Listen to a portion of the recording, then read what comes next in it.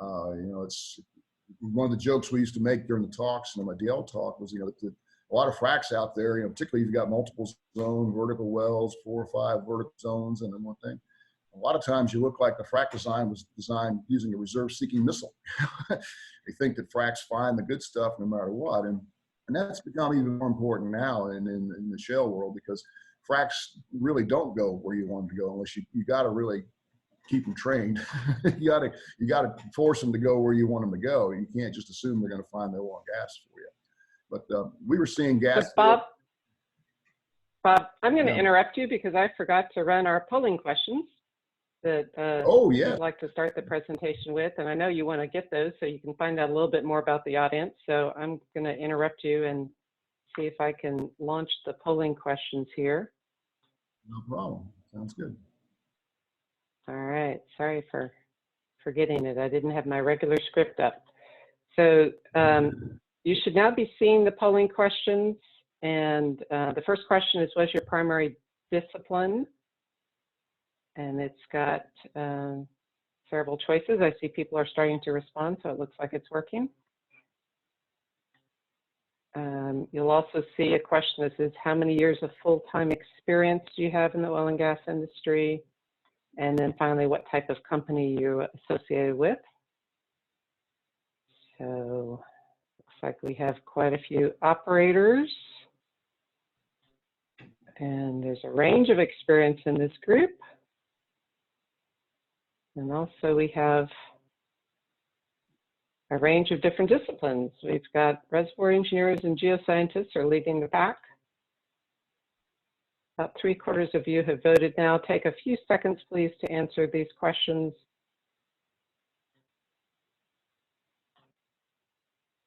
Almost all of you have voted.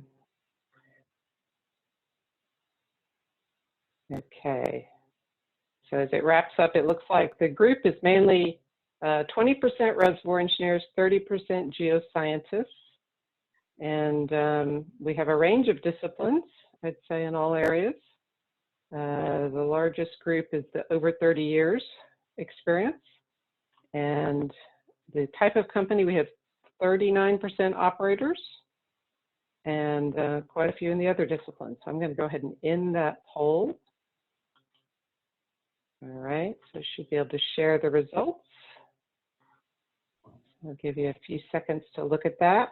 Looks like geoscientists take the lead on the first question, over 30 years on question 2, and operator on question 3.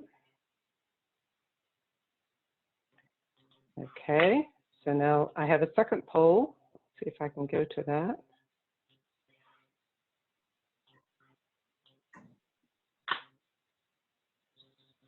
So I'm going to continue in that one. So poll number 2 is a technical poll. So I'm going to launch this. And this will ask you if your company or client has done any organic shale refracs. And second, if so, what method did you use to divert the treatment? And we have a number of responses listed there. And then question number 3, were the treatments a success? So the responses are coming in pretty quickly. Hopefully these are easy questions. Yeah, if you answer no, you can't submit. That makes sense?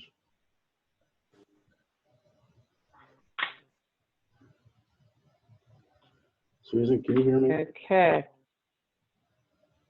Yes, could you please repeat the question? I've never done one, so I can't answer 2 and 3, but then I can't submit.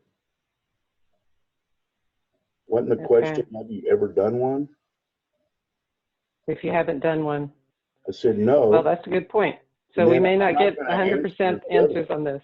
What's that? Okay. So we may not get 100% responses on this.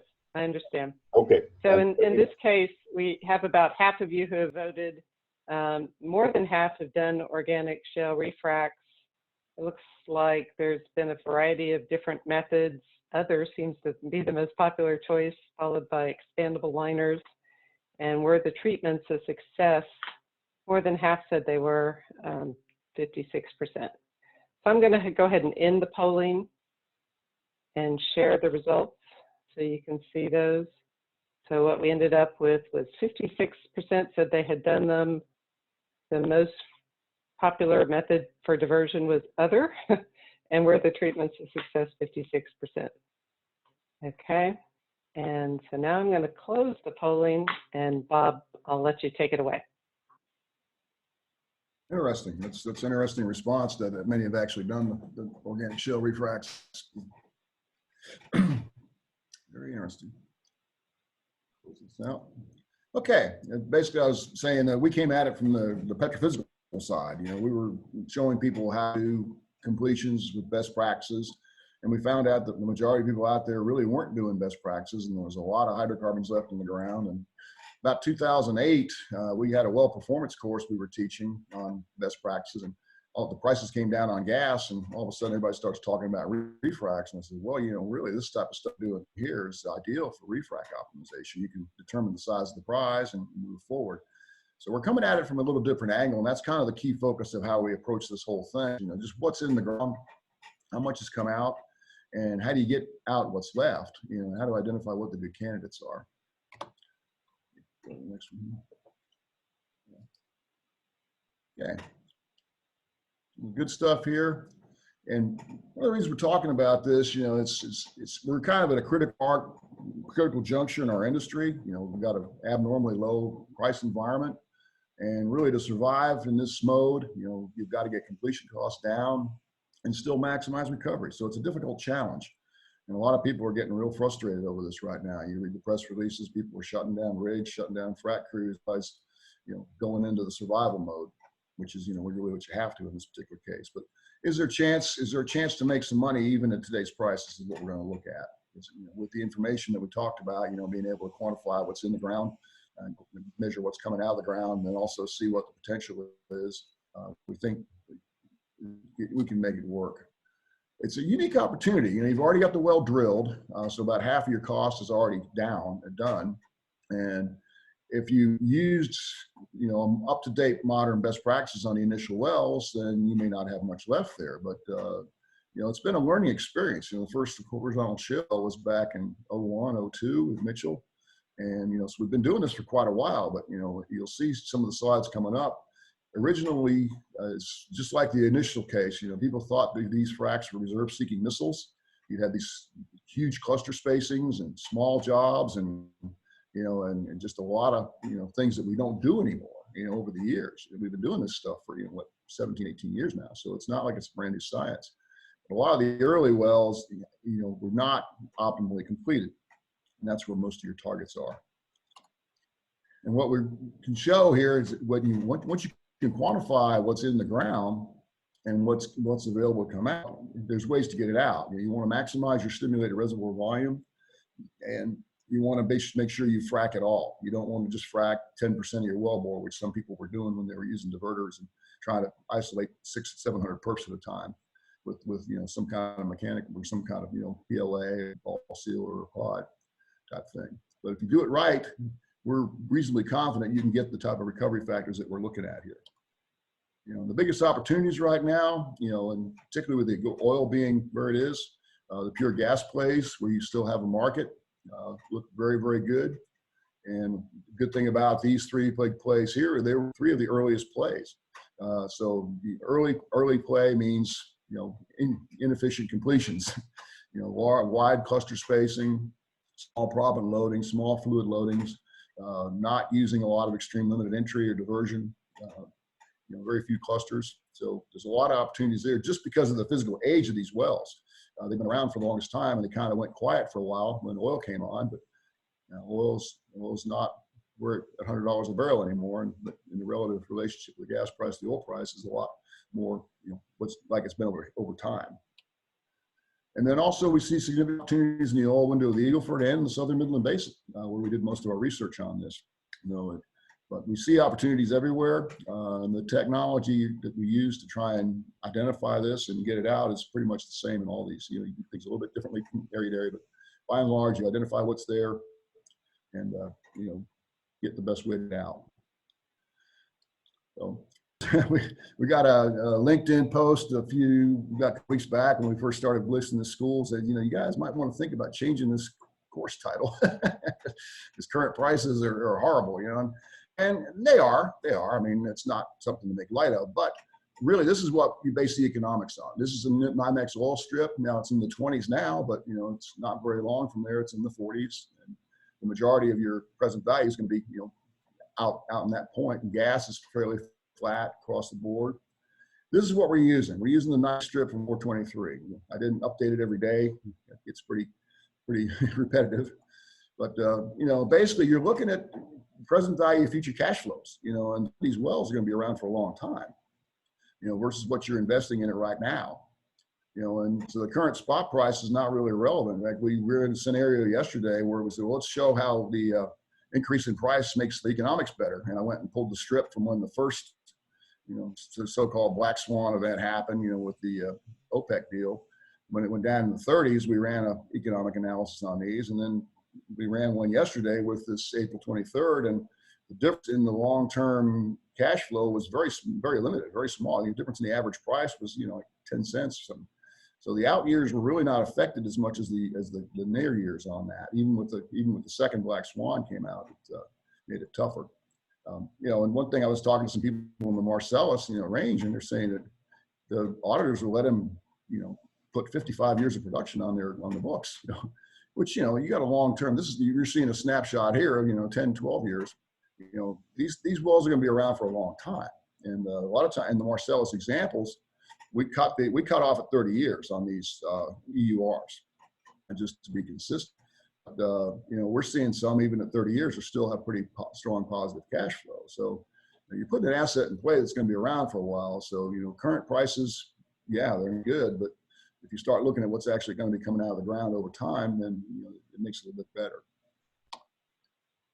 And here's a comparison, which this was kind of on even on the days that live in infamy, the 420 crash, the strip price actually went up. You actually saw an increase. Our best well, this is our best well. We'll see. This is by far the best case. The 68% rate of return prior to the 420 crash, but 73% now. And the strip at the bottom is the one we're using. When we say current prices, that's what we're talking about. The NYMEX gas, an oil strip, current 2020 right now, on as of a couple of days ago, was $24 on the oil, $2.42 in the gas. Again, there's minor variations. I say minor. West Texas has a discount on that too right now, for instance, with WTI. But anyway, this is the strip we're using. Not too spectacular. I mean, it goes up to, 2030, we're all the way to $54.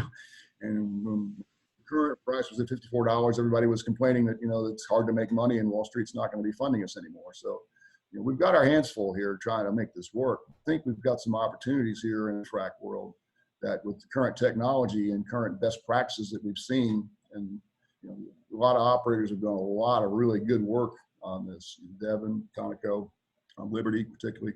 A lot of these operators are doing a fabulous job of trying to get the best techniques using fiber optic, and all kinds of pressure sensor arrays and things. We're learning a lot about the rock that give us a lot of confidence that we know what we're doing and go forward to get the most out of it.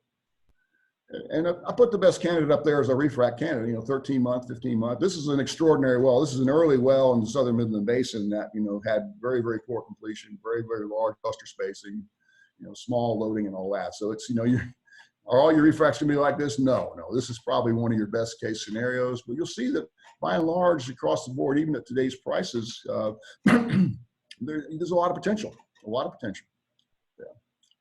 And the other thing is coming out here, got a raised hand there. Question? Susan, you want to go ahead and grab that? Hey, Bob, this is Tim Pope. I was just wondering, what was the lateral length for this $3 million refrac cost? And does that include all the other associated costs with the refrac, or is that just the stimulation cost? Yeah, that should include all the associated costs. It's a moving target, Tim. It's a real good question. We're trying to get some organic refrac AFEs put together right now for different regions. I use 3 million and assume 6 million for new wells, which is going to be lower in some areas, higher in other areas. But those numbers will change. And the other thing too is the current costs are kind of fluid right now as well. Service companies are under tremendous pressure just to keep the lights on. And so, there's going to be a lot of aggressive price discounting going on.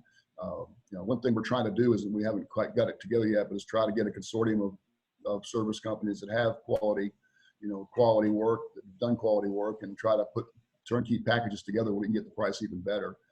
And by using best practices, you can get it down quite a bit. We're going to show you some of that in the liner portion. And what we was didn't the go back.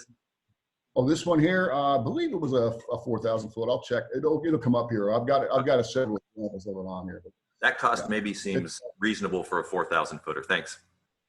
Yeah. These costs are very approximate. I mean, we didn't go back and do AFEs. We did detailed AFEs for the SP paper we did in Calgary, but we didn't do it here. We left it at 3 million, but it's work in progress. So these numbers will change, but by and large, I think the assumption that a refrac is going to cost of a new well drilling is probably pretty good, plus or minus 5-10%. But it ought to be, particularly with the cost deflation we're seeing right now and with the best practices. If you use XLE expandables, best practices in perforating and all that, I think you can get the cost down quite a bit over what people are doing now. Because in this big study, we did a 200 well, plus or minus 200 well study on this with operator data.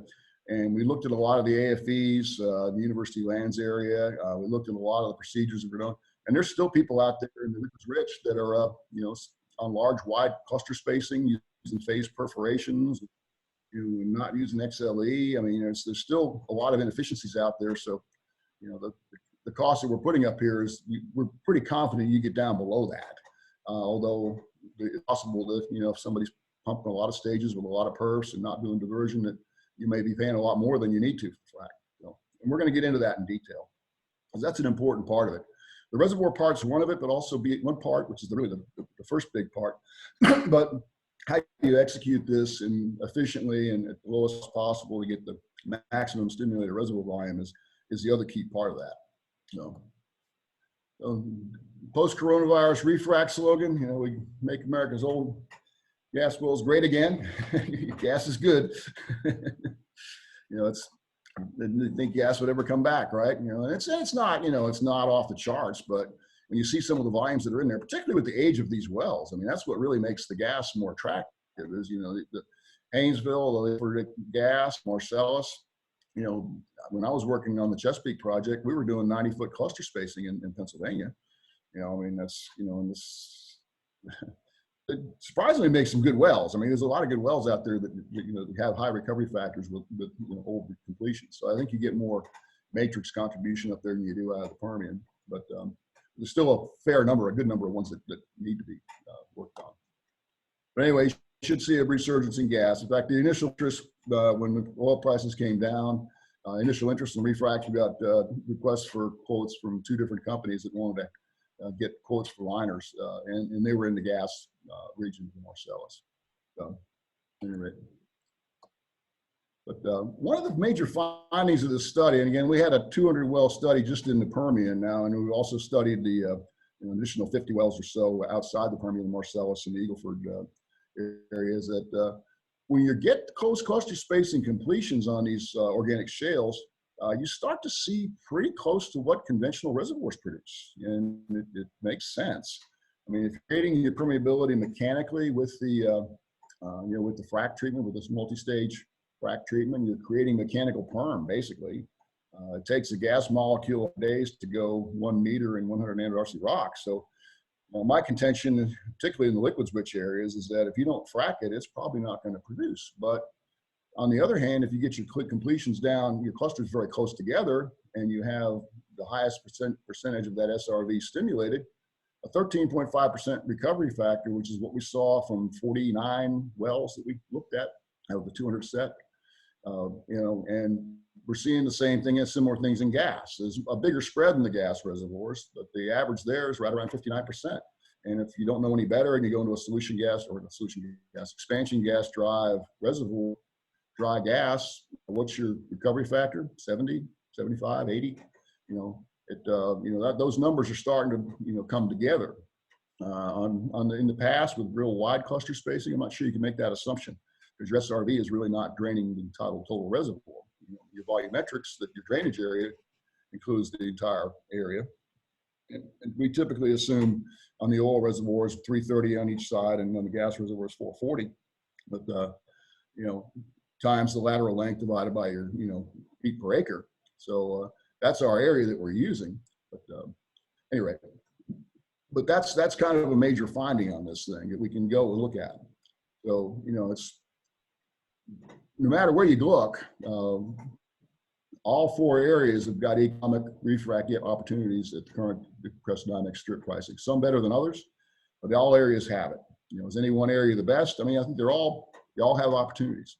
A lot of you got to look at it on a well by well basis. Look at it, how wells are doing around there. Look at the gas in place, oil in place, completion procedures.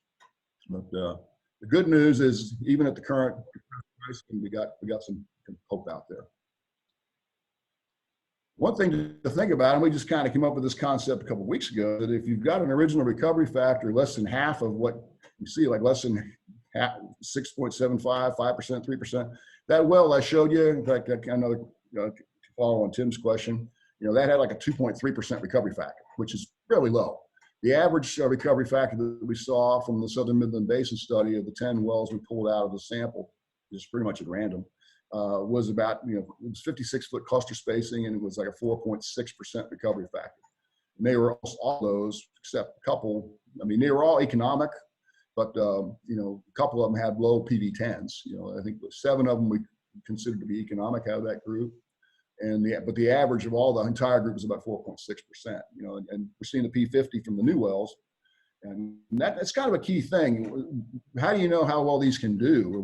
How do you know what the maximum recovery factor is? Well, what we looked at on all these studies and all these 200 wells we looked at, 200 plus, that looked at close cluster spacing, adequate proppant loading, adequate fluid loading, but you can't really do one without the other. They kind of go together. But wells that maximize SRV. Ideally, use some type of diversion. Well, that was kind of hard to come by sometimes, even when you had operator production data. A lot of times you couldn't find out the completion details. There was more guys do the production, but the completion guys wouldn't tell you how the first went. But anyway, that's another story. But you make the assumption that if you're getting the maximum SRV, then that recovery factor ought to be representative of what you get off the refrac. If you can get it done correctly, you can correctly divert it. The big thing on that, the huge assumption on that, is that XLE is going to keep you from having runaway clusters, where you pump into a cluster that's already drained and it takes all your fluid. That can really ruin your day if you're trying to stimulate new rock. If you're trying to protect the parent well, that's one case. But I think you're going to see a lot more people now looking at refracs for economic reasons rather than refracs to protect parents, because a lot of these parents are going to become ducks now. They're going to be, with the current prices right now, there's going to be a lot of ducks out there in the pond. Until things turn around. And then trying to control parent-child or primary infill interaction 2 months ago was our primary feature here. You're going to see very little of it here today, because it's still very important. I think people are still going to be doing it, but it's much less of an issue when people are lining up their ducks. At any rate, but the concept here is if you have 2 refracs, if you have more than one refrac opportunity with similar properties, you can do a head-to-head comparison with a new well. I mean, everybody's saying, well, refracs versus new wells, they're never going to be as profitable. Well, if you've got 2 refrac candidates and you can be completing them at half the cost of a new well drill and completion, what you've got a potential there to have more production out of your refracs 2 wells for the same amount of money that you get in the new well. Again, we mentioned this already, the down dip Eagleford, Marcellus, Haynesville. 90-foot spacing was not uncommon back there in the beginning. 15 maybe too close on some of these that have some matrix flow. We think we've got some with matrix flow. We don't see any real evidence of SRV contributions in the liquids rich, but in the gas, I think you're seeing, you're producing probably out of a little bit more than just the SRV, a little bit better. Just even though takes the gas molecule 100 days to go, 1 meter and 100 nanometers of rock, it somehow finds it. And a lot of these wells, the Marcellus wells we looked at that were like 2007, 2008 vintage, were relatively strong wells, even though they had poor completion. So, it's part of its geology, because we had wells 2 miles apart in the Marcellus that had 30% difference in your gas in place. You're trying to do recovery factors from a single control well with 20 or 30 wells producing around there. you tend to get some random data unless you start mapping these. And in the Permian, we were able to map them pretty well, and then we saw fairly consistent numbers across the board with the oil, oil liquids rich reservoirs. But we had to make sure that the reason we only used 49 out of the 200 was we had to be able to predict what the heights were. You had to have very defined upper and lower limits, in terms of on the rock properties distribution. And some of them it was questionable, so you didn't want to put your money on that. But the ones that we used were very good, and that's where the 13.5% P50 came out pretty good. So again, I talked about this already. The close cluster spacings now used are telling you what they should be making. And, earlier wells are definitely going to be like that one that I showed you earlier. That well, that was our best case scenario well. That was a very early well with about 2.5% recovery factor. And so that's low hanging fruit. Are there a lot of those out there? Probably not. But are there a lot of them that are almost as good as that? Yeah. We're still. This is kind of a key slide. Some really good work was done. Geo there at the University of Lands did this, and they did an extensive dual porosity simulation with all kinds of data.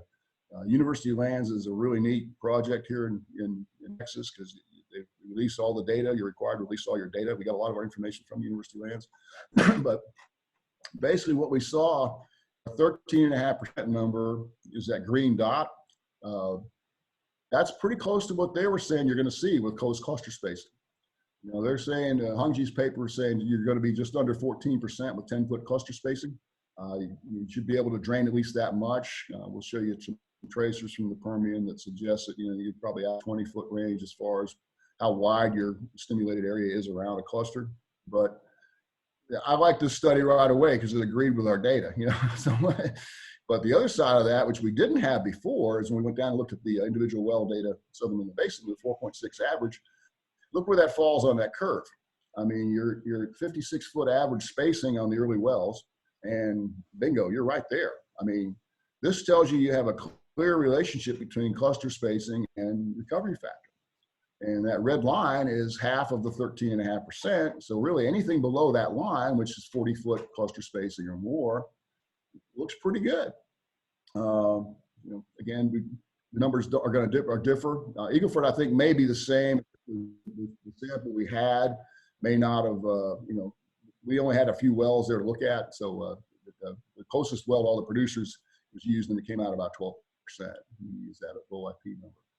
That's the prize there. When you got wells that are out there below that, that means that if you're below that red line, that means if you do 2 refracs of a similar nature with similar properties, and your refrac cost is half the cost of a new well, you're actually going to recover more oil and gas than you would from a new well for the same amount of money, which is, makes the refracs a better place to go with your money than new wells. How many wells in the southern in the basin? We took a sample. This is out of our 200 well sample. But part of it, in fact, 120 or so from there. About 38% of those wells have over 40-foot spacing. Now, are they all refrac candidates? No. The recovery factor is one thing, but the other thing is eagle in place. Your refrac candidates are ones that have high initial oil in place. Longer laterals are good. So you're going to get more money out of a longer lateral. There's a lot more opportunities there because your volume is going to be higher. But so you consider your oil in place within the drained height, and nailing the drained height down is not a trivial issue. We're going to show that coming up. Initially, we were assuming in the Permian that you had about a 200-foot height on these. We're going to see, and that's not the case. It might be the case in something like the Lower Spraberry Shale, where you don't have any real barriers in certain areas.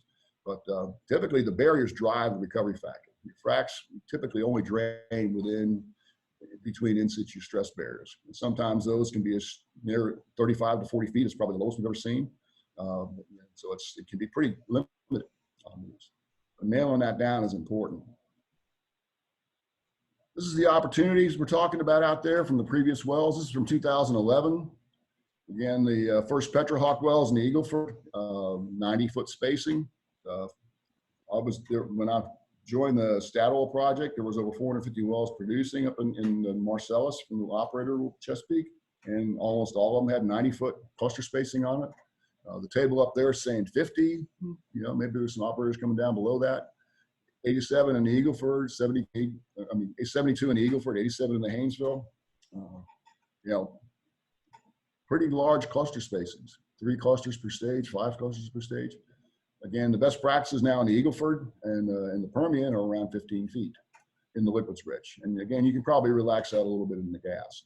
But anyway, a lot of unfractured rock there. This is the trend over time. You can see this actually from Pioneer and the Permian, but you can see, you know, went from wide cluster spacing, 60 foot, six clusters, 360 foot initially. And as it comes down, and the red line again is your best candidates are probably over 40 foot spacing in the liquids rich. That's in the liquids rich area. That we haven't come up with a relationship yet for the gas wells. It may have to go more than that. We'll see. You know, we're still working that angle. Gas is a little bit different animal. We're finding out. Getting back into it. It's ironic because that's really all we did for a number of years was the gas shales. We got into the whole volumetric analysis, the sorb gas and TOC, the Langmuir coefficients, and all those things, and then just kind of went away. You know, it's back, and I think it's going to be presenting a lot of opportunities as a result. Okay. This one's kind of interesting. This is the sample. We took a 10-well sample with wide cluster spacing from this sample set that we had. We'd already calibrated the recovery factor for the Gen 4 wells to around 13.5%. So we had that number going forward. What we did here was say, okay, if you have 2 refrac candidates with the same oil in place as your new well, and that the red bar here, the 13.5% EUR, is the oil in place in that well times the 13.5%, which is what you should get off of a new well completion that's properly engineered with XLE and expandables. So that's, or not, well, the new well is just XLE, not expandables, XLE new casing. The green bar is 2x the refrac. So basically on a cost basis should be the same. So for the same cost, you're going to get the red bar and the green bar. The red bar is your $6 million cost. The green bar is $3 million cost. But you can see there and the rate of return here is that the 73 is the one that I showed you earlier. That's that one that was our star well number 10, which was the really crummy cluster spacing. Well, 9 is not bad, 53, 29, 27, 24. And these prices, 7 of these 10 look pretty decent as far as rate of return goes. So we're going to do an interesting comparison of that coming up here next. And the key part is it's at that strip on the bottom, which is pretty scary. That strip down there is not good. But if you can get those kind of numbers from Refracs, this dog can hunt, as they say out in West Texas. And so that's your NYMEX strip below. And basically the delta there on top of that is really the incremental production you're going to get from 2 refracs of the same type, same oil in place top well. Are 2 refracs available for these? More than likely, yeah. These are just a sample of 10 out of the 38% of the 100 whatever. There's probably 45 total wells here with large cluster spacing. We didn't look at all of them. We just did a representative sample on these.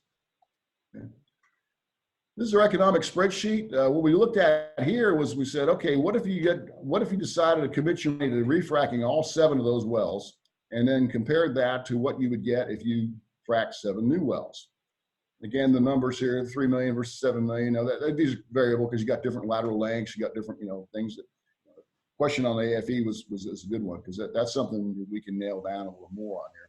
But it ought to get us close. And even at today's strip, the top is a 7-well, 7-well program, new wells. You're looking at basically spending $2 million, $6 million.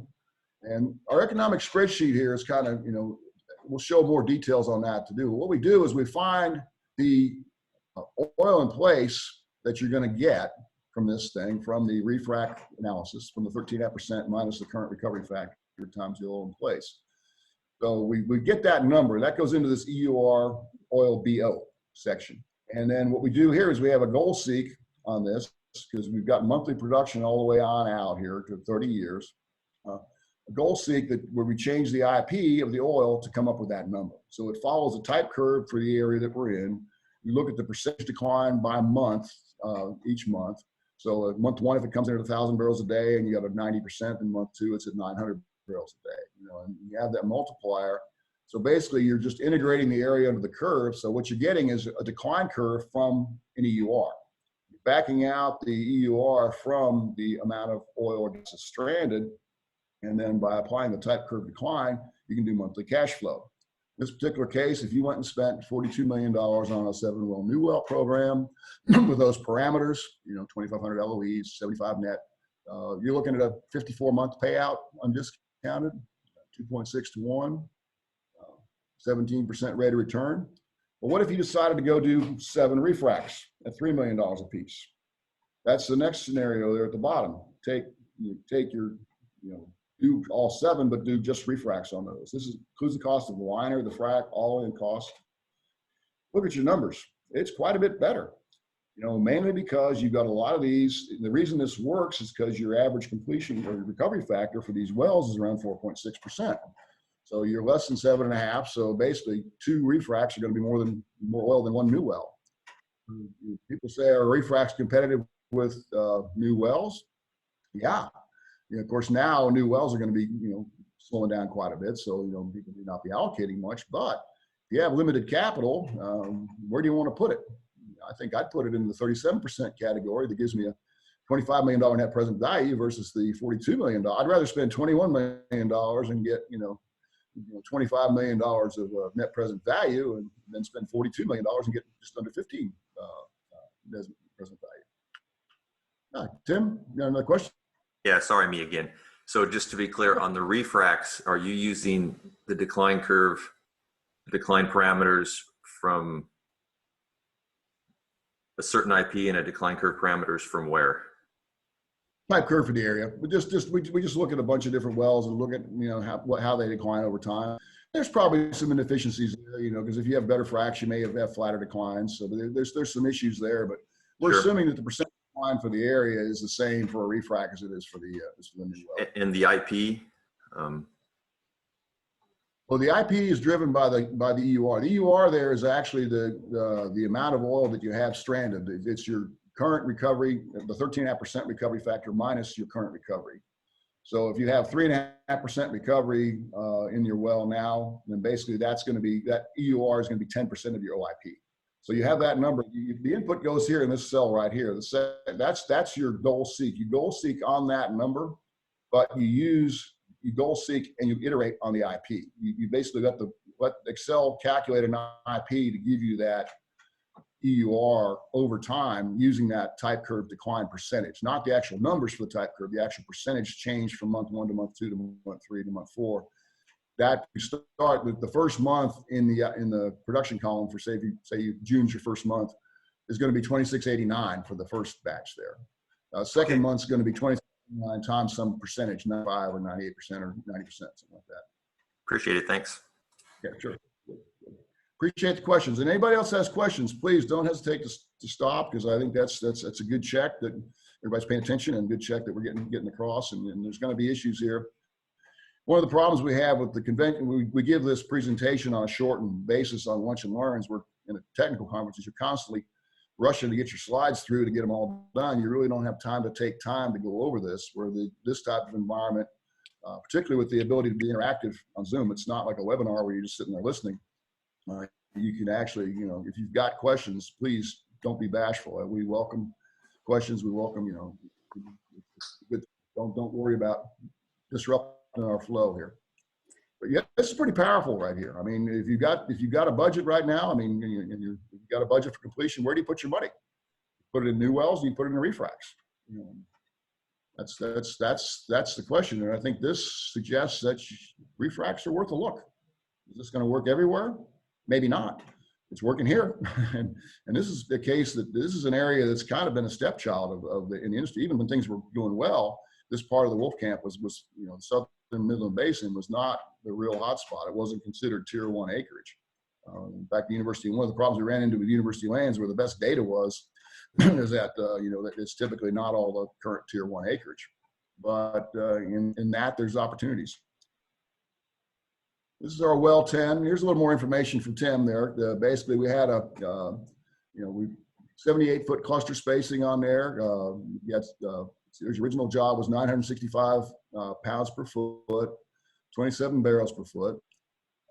Your 2.3 recovery factor. It only made 61,000 barrels. Now, with a 13.5% recovery factor, which it should get with a Gen 4, Gen 3, or this generation, close cluster spacing, large volume loaded, should be on just under 500,000 barrels, even with that interval. Now, notice there that you've got 6730, 6870, it's 140 feet of height, through there. And we got that also with we also ran a 3D frac model on it. We're going to show that coming up. But you're basically, your EFRAC EUR is going to be that 483 minus the 61. This is the 422. So that's the number we start with for the economics. And the reason I'm going through this, not just to show you a good example, but also to show you how we do the economics on these to kind of give us a little more credibility on it. So what we do there is we go based on the 422 number. You'll see that here, 422,571. That's the delta between what you should get with a best practices current completion. And basically, what IP do you need to get that? And it comes out to 500 barrels a day. So 510 barrels a day, and you decline on out, and then there's your numbers there. So, and actually, I've got it set up in the IRR mode there, the internal rate of return mode. So you see the NPV is 0. That's how you get your internal rate of return. You go and you change your discount rate to make NPV 0. So this is what's giving you the 73%. What's interesting, this is the same case I used before. You look at the pre-crash numbers. It actually went up post-crash. You actually went from 68 to 73% between the 420 crash, which tells you, how the strip is responding to the current pricing, which is it's really not. It's certainly going to be horrendous for the next few months, hopefully just the next few months. But but on out when most of your cash flow is coming, it's different animal.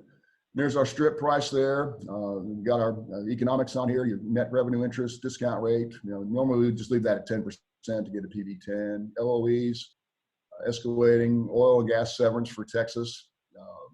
Pennsylvania, you use the, forget what they call it up there, the fee they have there, they charge you. Impact fee, I think it is. Payout, just kind of an undiscounted, ignore that because that's at that 73% rate, which is not right. I should have changed that. Then there's your there. So, and your economics. So this is what we're doing on all these. Your spreadsheet's fairly simple, just basically goes across here. We'll typically, we'll calculate, and in this particular area, we calculate an oil decline and a gas decline. We have two different type curves out here because you're down close to the bubble point on these things. So we have an actual gas decline curve. Other areas where the GOR is fairly constant, we just put a GOR multiplier in there and estimate the gas from the oil. Get a reality check on that with the numbers. Here's the second somewhere. Someone's got the Yes. Hi, Bob. This is Zoha. I have a question. So can you again explain how did you come up with the type curve of the refrac wells? Is that based on the actual wells that have been refract, like recently? Is this based on the history data of the refract wells, or it's just you're using as a factor of the recovery factor? No, it's a good question because it's one thing that probably should be done from refrac wells with similar completions if you had enough of them. We just don't have enough of them. So we have a lot of new wells, and typically the percentage decline by month, when you look at a bunch of different wells, unless you did something really, goofy in your completion and, out of zone or, something non-representative of the representative. Well, you ought to have reasonably similar declines over time in different areas. Look at the right-hand column over here where it says oil decline. I'm saying the first month, you're not declining at all. Second month, your second month number is 81% of your first month. Your July 20 number is 81%. So, and then the gas is 99% because gas didn't. That is for refract well? These are from new wells. These are from the areas. And we try to get it from pads that are close to where we're looking. So, you don't have any variability in that. Because usually when we look at the production data of a refract well, we usually see a sharper decline on refract wells than like a new well. They usually come. Was it properly diverted? I mean, if you've got a refrac where you didn't use extreme limited entry, all bets are off. I mean, you're not going to. And if you use diverter, I mean, if you use like pods or use the PLA or anything other than complete mechanical diversion, you're not going to have representative results you can do anything with. We're assuming that with extreme limited entry. And we'll show you some stuff. There's some stuff that came out at the HFTC or the Frac conference in the Woodlands earlier this year. Some really good stuff that came out. Kyle Hosfite with Devin. In fact, I think he just presented it a couple days ago at one of the. That was in the Eagle Ford? No, it was a multi-basin study. It was the wellbore pressure, sealed wellbore pressure. We're going to go into that in detail. But I mean, with XLE, basically the concept between extreme limited entry, which is a key part of this whole process, is that you're choking back the flow into your perforations by creating a pressure drop. And we typically recommend about a 2,800 to 3,000 pound initial pressure drop across the purse. And what it allows you to do is you have an existing natural fracture, which in new wells, you see natural fractures every once in a while create frac hits or, FDIs, Ali calls them, thousands of feet away. It's the same thing as hitting an old perf that's been depleted. You don't want all your frac going into that depleted zone. So if you can use XLE, and this paper that Kyle put together is excellent. It shows that you get a pretty even front of treatment on this, where you're going into old perfs and into new rock. With XLE, you're able to stimulate both. So you're essentially getting a new completion. You're not trying to re-stimulate the old perfs, and I think, in fact, even in gases, you probably kill some of the old perf production with water blocking on some of the gas. But, by and large, you're assuming you're going to be able to stimulate the new rock, and I think that's a safe assumption. Your XLE, you're seeing very high cluster efficiencies, 85, 90% cluster efficiencies, particularly if you're starting to use best practices, which, one shot per cluster, engineer it properly, close spacing. But I think you should see decline performance very similar to new wells, because most of your production is going to be coming out of the new rock, which, in a frac of new rock in a refrac well is virtually identical to a frac of new rock in a new well. The only complicating factor is you've got these little guys that are drained already, 50, 60 foot clusters that are drained. And with XLE, though, you're able to keep those from taking all the fluid, and you should be able to stimulate the new rock. One question we don't know the answer to now is most of this work that's been done with extreme limited entry has been done on new wells, and where you've got relatively homogeneous pressure distribution. We're not quite sure what you need to do if you have a very highly depleted zone. Do you need to increase that 2,800 pounds to maybe 3,500 pounds or something like that? Do you need to increase that delta? We don't know that. That's something you're going to learn as we go along. But right now on new wells, and if you assume that on new wells that you occasionally will have these natural fractures that you hit that will cause immediate frac FDIs on offset wells, immediate frac hits, you're not seeing them. And with the XLE, you're not seeing premature frac hits on the offset pressure monitoring well. Would you please give us the name of that paper? It's coming. I've got the reference coming up. It's just read it. Yeah, it's a key part of this whole thing. Yeah, XLE working is a real big part, because that question you have is a very good question. If you just go in and you stimulate, if you do poor diversion on a refrac and you don't properly choke back fluid going into old perfs, you're going to see real steep decline, because you're just basically stimulating your existing perfs. You're not getting any new rock, and you're going to see a horrible result. But if you can get that flow going into the new rock and the existing rock, that's the key, I think, to this. And we know we can do that with XLE, but you're right. We should be just based on actual refracs, like 10, 20 different refracs in an area. You might have a slightly different decline. Maybe we didn't divert quite well enough. Very possible. But right now we're using new well numbers. Okay? Thank you. Sure. Hey, Bob. Good question. Mary, we're right up at 10 o'clock, and we promised people a break on the hour. So are you at a stopping point, or are you almost? It's a good point. Yeah, let's do that. Okay, why don't we all take a 10-minute break? And like Susan said, if you don't log out, if you can just go walk away, grab a cup of coffee, take care of anything you need to take care of. Let's take 10 minutes, and we'll start right back on at 10:10. So we'll just take 10 minutes, and we'll be back live at 10:10. Okay? All right. Go ahead and mute yourself too. I'll mute you.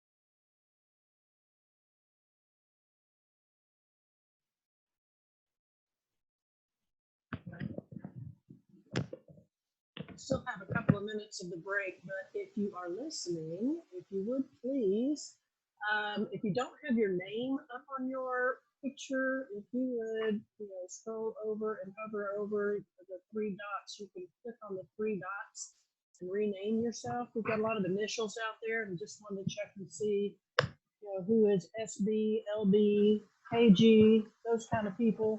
And then if you logged in with a phone number, you could also change your name on there. So if you would, I would appreciate it if you would change your name, if you'll rename yourself. Mary, good morning. Hi, Diego.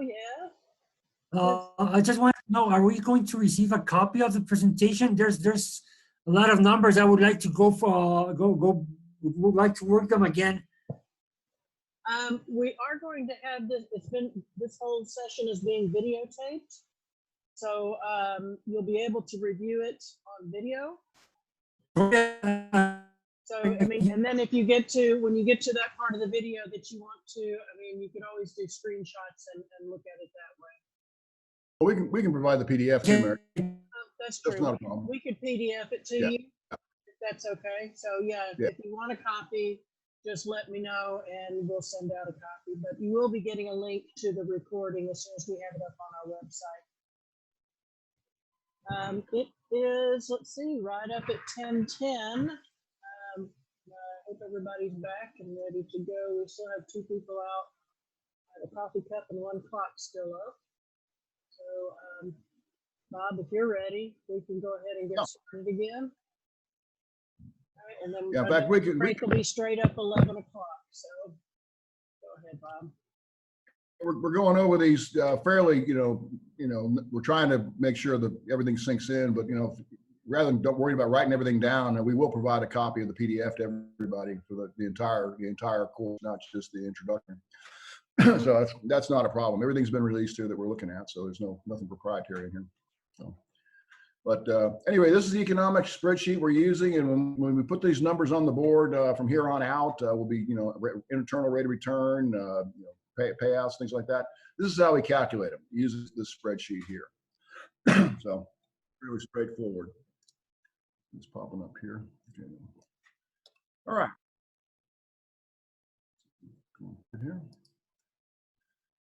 Okay, kind of the overall course itself, the overview of the refrac optimization processes, which is where we're at right now, going over the entire thing. We're basically covering everything in this first part that we're going to cover in the course and the rest of the course, which, we'll probably, the second half of this will probably be getting into details. The first half is we're covering all the key points. So if you have to, bail out after the first part, you'll have most of the stuff and we will provide the slide. We encourage you to stay, but it's anyway, the meat, once we get done with the introduction here, which is this part one, 100% of the material will have been presented. We just won't get into details. We won't get into how do you get the oil in place? How do you get the gas in place? How do you, know how much area is producing? How do you get the producing height? All these things we're going to cover in detail in the second part of this. But so at any rate, the key thing, estimate the original oil and gas in place. I'm a petrophysicist, and that's where I came from, and that's where I found the biggest upside for refracs by seeing this type of stuff, and it's been borne out that the fracs do improve over time. People realize that fracs aren't reserve-seeking missiles. That you really have to control where that frac goes to be able to get the results you want. But we spend quite a bit of time on that. Drainage height comes from the rock properties distribution. We talk about how you get the rock properties distribution, how do you estimate the in situ stress distribution vertically to where your frac's going to go up and down. Some new stuff on that just came out. One thing from the drainage height we're going to show you later on is that sometimes your drainage height is limited by fairly thin barriers. And if you've got that situation, you might have adequate oil in place for a zone, but if you've got a mechanical barrier in between that zone, between the lateral and the oil, that you may not get that. There's some potential for some little more advanced modeling there. I mean, if your original job was done with, slick water with, 2 centipoise slick water at, 6 barrel minute critical rate, you go back in with, HVFR, your high viscous friction reducer with, a little higher rate by cutting the number of clusters back. you potential to actually open up new rock below your zone, which is something people haven't really talked about. But that came out of our study as well. Incremental ultimate recovery, that comes from this recovery factor for the Gen 4. You know, what's the 13.5, 59% for gas number. What's the delta? You know, where are you at now? That first case we showed was 2.3% recovery factor versus 13. That's a barn burner. You know, you have a lot of those out there. Probably not as many as the others. You know, that give you the 20% rate of return type stuff, but they're out there. The monthly production decline, we touched on that a little bit. The goal seek on the, have your EUR in there as a given from the oil or gas in place. It's remaining recoverable. And, whatever that IP needs to be to give you that. Economics using the current next strip or whatever strip you happen to have. You know, if you're in West Texas, you might be using Waha for gas and, WTI for, for the oil. And then the fracs is really the key part. You know, once you found the refrac candidate, you want to get it all. You don't want to leave anything on the table. You know, you've gone all this trouble to figure out where the oil and gas is, where your best candidate is. You know, the expandable liners, hopefully make a good case for that. The two options there are really expandables or cemented. It may look cheaper on the front end, but it says 20% less. That's that the expandables are 20% less than cemented liners primarily. You can, basically extend your stage length quite a bit with the expandables. XLE, 2,500 pounds or higher. You know, the initial work said 2,000, but we're seeing to get it right, you need to be in the 25 to 3,000 pound. Close cluster spacing, possibly spread that out a little bit in the gas, but for the oil, the two oil reservoirs, Eagle Ford and Permian, 15 is the number. This came out of the last one of the conferences we were about a year ago. I think Liberty was one saying this, one hole per cluster, it reduces your near wellbore friction. You create a single fracture, and if you put it at the top of the hole, that's generally where the frac is generally accepted to initiate anyway. And then rate per cluster optimization. There's a critical rate that you need to worry about to get the frac put away. We think that's somewhere around 6 barrels a minute per cluster. But that may not be the rate you need to break through your barriers. You may need to go to 9 or 10 or 12 barrels per cluster, which you do just basically by varying the number of clusters. A lot of people, when they see these fracs, they see these 100 barrel a minute rates going in from the surface, and boy, we're really fracking the, bejeebers out of this thing. Well, you got to remember, if you've got 10 clusters in there, there's only 10 barrels a minute going to each cluster. So when you model these, I submit that you model individual clusters. You can do the multi-well, the different, the multi, the stress shadowing and all that, and it works reasonably well. I mean, it agreed pretty well with the production logs when we were doing it back in the Marcellus days. But by and large, you got to remember that you're only fracking individual clusters at a fraction of that total rate. And with XLE, that rate's fairly uniform. With any other option, it's not. So that's the key part there. But that's the overall step. That's this whole thing. The 1 through 7 it's a course content, but it's also the workflow. This is what we do to try and identify refrac candidates, and once you get the refrac candidate, go in and execute it properly. So here we're in the overview of the process. What are the main drivers? Well, main drivers in a refrac, ignoring parent-child interactions and stuff, which we'll talk about and coming up here next. You want to access the significant volumes of unstimulated rock. Remember that chart we showed with cluster spacing? We're seeing now in liquids rich, if you've got cluster spacing more than 15 feet, you're probably going to have less than 13.5% recovery factor. You're going to have lower recovery factor. If you've got a 10% recovery factor, does that mean it's a good refrac candidate? Probably not. You got a 5% recovery factor? Yeah. Somewhere in between is where, you got to try and define it. But, if you've got low fluid and low proppant loadings on the initial frac, wide cluster spacings, I think we defined the wide cluster spacing from the simulations in the Permian to be 40 feet or better. Those are probably your best candidates that you're looking at. Definitely implement best practices. It doesn't do any good to do all this science to find the oil and gas and then go out and just pump whatever into the ground without making sure you got maximum SRV stimulation. You want to have the most rock broken as possible. And the proppant loading, fluid loading, that's what people forever in the investor presentations, they say, oh, we're going to 3,000 pounds per foot or 2,500 pounds per foot, and therefore we're optimizing our treatments. Well, If you did that with 40-foot cluster spacing, which we have seen several operators do in the University Land Study, you know, you probably didn't really put a modern frac on that. You know, you're going to have a lower recovery factor. So, you know, there's a lot of problems out there with people still using vertical well practices. Things like phase perforating. Why do you phase perforating in a horizontal well? You know, why? You know, you've got fiber optic installations out there all over that have 0-degree phasing, and I haven't seen any papers that suggest that the fiber optic wells are underperforming the other wells out there. But then you turn right around and go in the next well and do 6 shots a foot. You know, it's you really limit your perforations is a key part of this, and using the right perforations is a key part of this. We'll talk about that in more detail. Primary infill type stuff, or parent-child used to be called. You know, it's huge. You can't frack a infill well next to a drained parent well without having serious problems with that infill well, up to 40%. And we're seeing that on some of these studies that we're looking at. So, and really, in that case, you've got to do a refrac or a full volume preload. And a lot of people are out there doing these little 10,000 barrel, 20,000 barrel preloads. Probably not going to do it. You know, and that's been showing up in a couple papers. But the NPV loss on your infill well right now, you know, particularly given the current pricing environment, you know, you don't want a double whammy. You're already getting hammered on price. Don't be leaving oil in the ground by not doing it right. And that's a big one. So controlling the entry points is important. This is the problem we had with the diverters.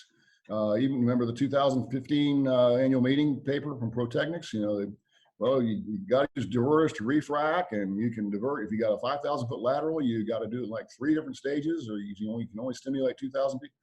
Some of these older wells have got, you know, 800 and 900 perfs in them, and you're trying to drop, you know, particles and, you know, PLA, polylactic acid, or the pods, or ball sealers, or trying to divert these. And I mean, if you remember the 100 barrels a minute with 10 clusters, you're getting 10 barrels a minute per cluster.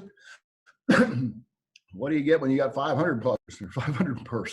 I mean, you're not, you know, you're really relying on a lot of moving parts that aren't under control, where you've got to control the entry points. So mechanical liners, I think we're preaching to the choir on this to most people now. I mean, I think it's kind of, the industry's kind of made a turnaround where if you're going to refrac, you typically are going to do it mechanically. I mean, try to use diverter as, you know, I know there's people still out there playing with it, but we don't recommend it because it's, you want to be able to control where the points are. You want to be able to charge the existing perfs so you don't have hits from your infill wells.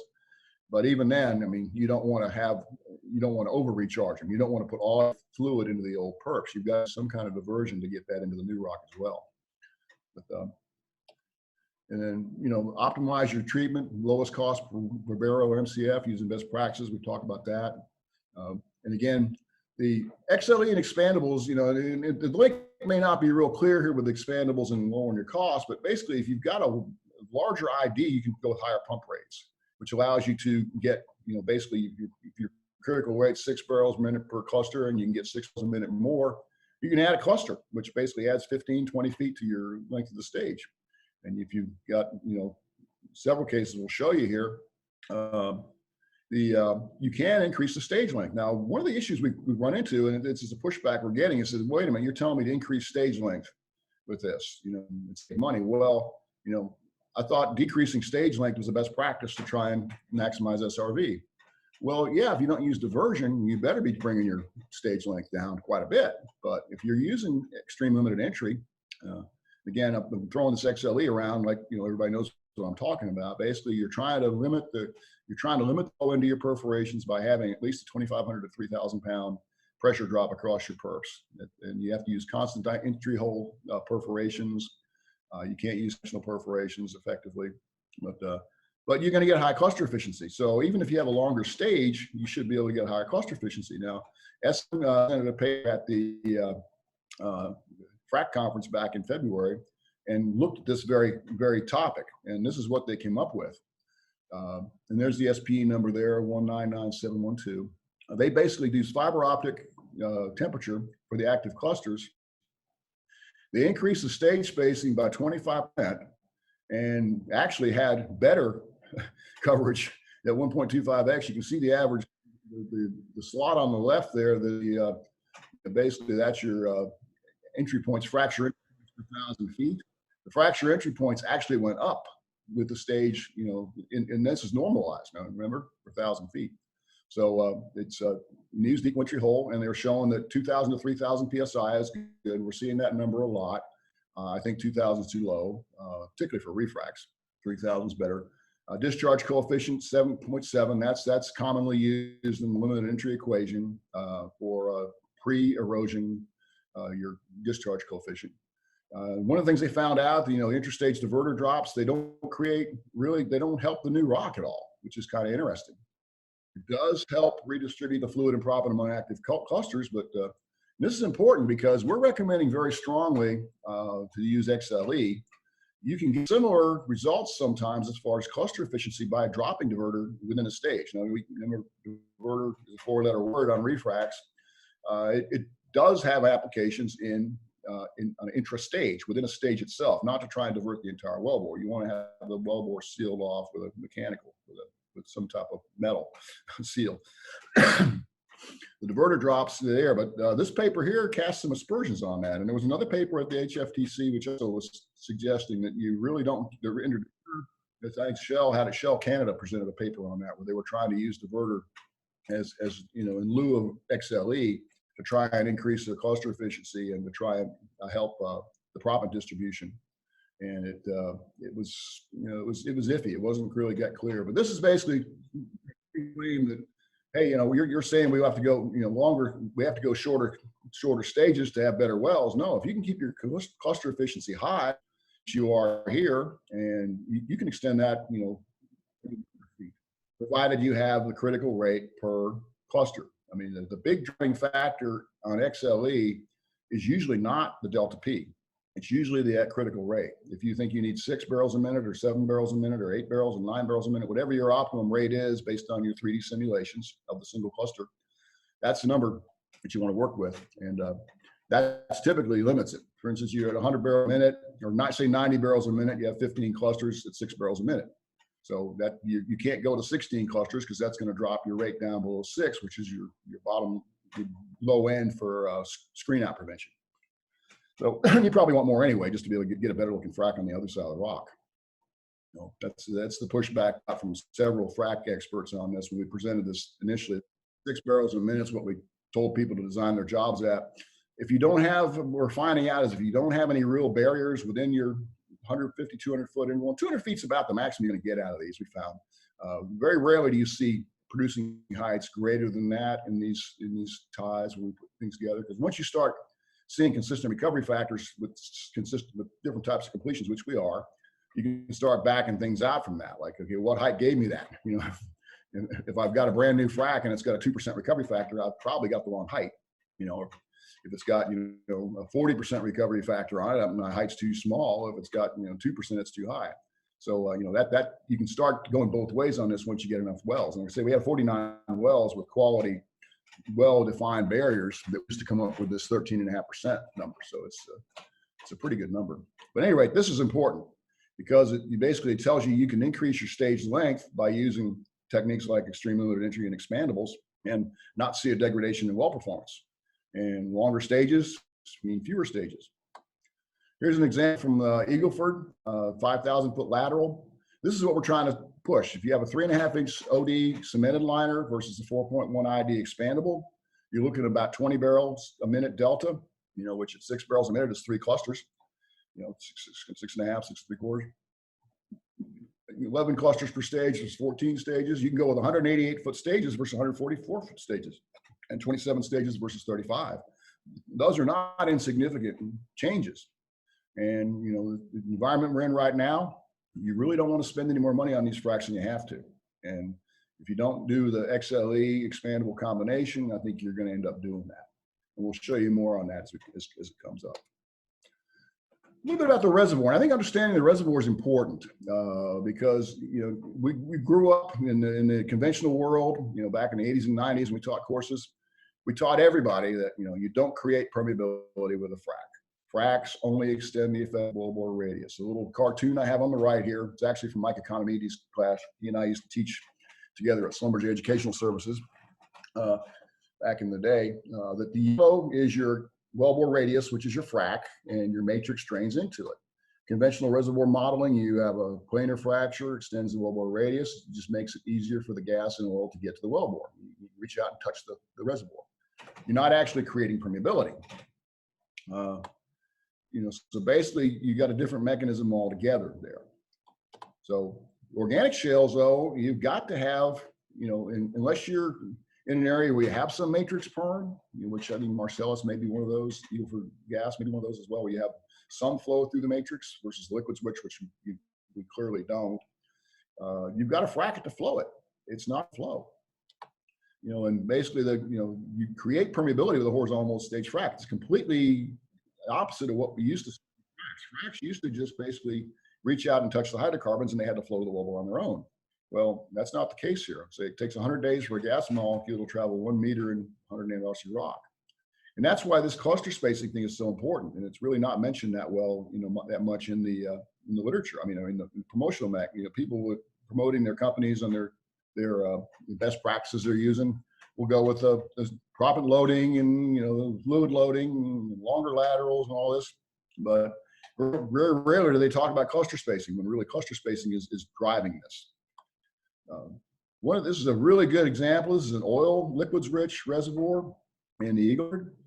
And Conoco presented this in 2018. Unfortunately, it was never published, but it was presented, and I validated with the people that presented it this was the case. What they did is they had this little laboratory down there in Eagle Ford where they drilled a well 70 feet away from a producing well, that it was a Gen 1 older frac, 50-foot cluster spacing, more than likely a borate. In fact, I think it was a borate. I confirmed that with them. So we're looking at a borate. So 70 feet away, they ran pressure arrays on this stage to look at it. And basically what you saw on this was only 7.5 feet of each cluster had reduced pressure after 4 or 5 years later. And they were on 50-foot cluster spacing, but basically that meant 85% of that rock was producing almost zero with 50-foot cluster spacing. This is an eye-opener. And how many feet apart are the average clusters in the Eagle Ford back in 2011? Petrohawk's well was 90. The average is somewhere in the 70s. On a 50-foot cluster, which is even better than that, you're still only producing out of 7.5. Now, the client here actually went and tried 7.5-foot cluster spacing and found out it really didn't make much difference. And back to around 15 now, which is pretty much the norm. 15-foot cluster spacing, or sometimes people like to do 3 clusters per pipe joint, 13.3 spacing, something like that. That's fairly popular. But this is a clear example in the liquids-rich rocks that if you don't frack it, it doesn't produce. But the potential for refracs here is huge when you look at this. If you can get in there and put 13-foot clusters in here, 15-foot clusters in here, you ought to get all that undrained rock at the end of the day. As long as you use XLE to keep the old clusters from taking all the fluid. This was an eye-opener. Wolfcamp and Midland Basin, a little bit different. Here's one from the GRI study or GTI study, SPE paper there referenced.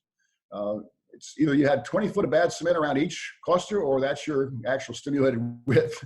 I would submit it's the latter. You probably get a little bit better coverage than you do in Eagle Ford here, a little more brittle rock. Although really it's the anisotropy that probably drives it, so it's it's a combination of those things. But you might be able to go. This might suggest that you might be able to go to 15 to 20 feet cluster spacing out there. 20 feet's probably good. Much more than that, though, you're going to see these gaps. All those gaps in between blue is undrained reservoir that's not going to drain. You might get some minor drainage over time, but really outside the SRV, within liquids-rich rocks, you get very, very limited drainage. And that's from this type of data here. Simulations, sometimes I have discussions with simulation people all the time, and well, we always get matrix, it's 200 nanodarcies, well, it also takes, a gas molecule 100 days to go 1 meter and 100 nanodarcy rock, so you got 2 opposing things going on here. But at any rate, SRV is important. This is pretty basic, but and this slide is pretty important because what rate transient analysis does, it gives you your A root K. It gives you your area, your stimulated area, times the square root of permeability. And it's not from production, higher producing wells don't always have high A root K. It's not, those two don't go together. I mean, but this is basically showing as you have more stimulated volume, you produce more oil. You have a better recovery, which is common sense, but it's also indicating that, you should be able to get, by increasing SRV, you should increase your production. Here's a little more detailed from Hongji's last paper, which was very, very good, the 199721. Closer cluster spacing are outperforming the wider cluster spacing on 6-month cum production. You can see the different clusters there. They go all the way 75 to 80 feet. The gray out to the left there is a 75-foot plus. The yellow is 60 foot, and the red is 40, 45, I guess it is. 30 is the blue, light blue. Green's 20. The less than 20 foot wins. And this is a key finding because it's what we're talking about as far as the issue of going in between wide cluster spacing. Remember that first one we had there, was it 78-foot cluster spacing on that one with the home run, the 70% rate of return refrac? That's because of this. You're able to get in and get closer together and drain that rock with what wasn't drained before. Here's an example from the Marcellus. We basically had to find some Gen 4 examples.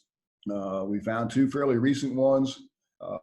130-foot stages. Typically, the operator that did this is running 5 clusters. So, it wasn't down in the sub 20-foot range. It was more like a little bit more than that, maybe 25, 23, 22. But 1,500 pounds per foot, 27 barrels, 28 barrels per foot.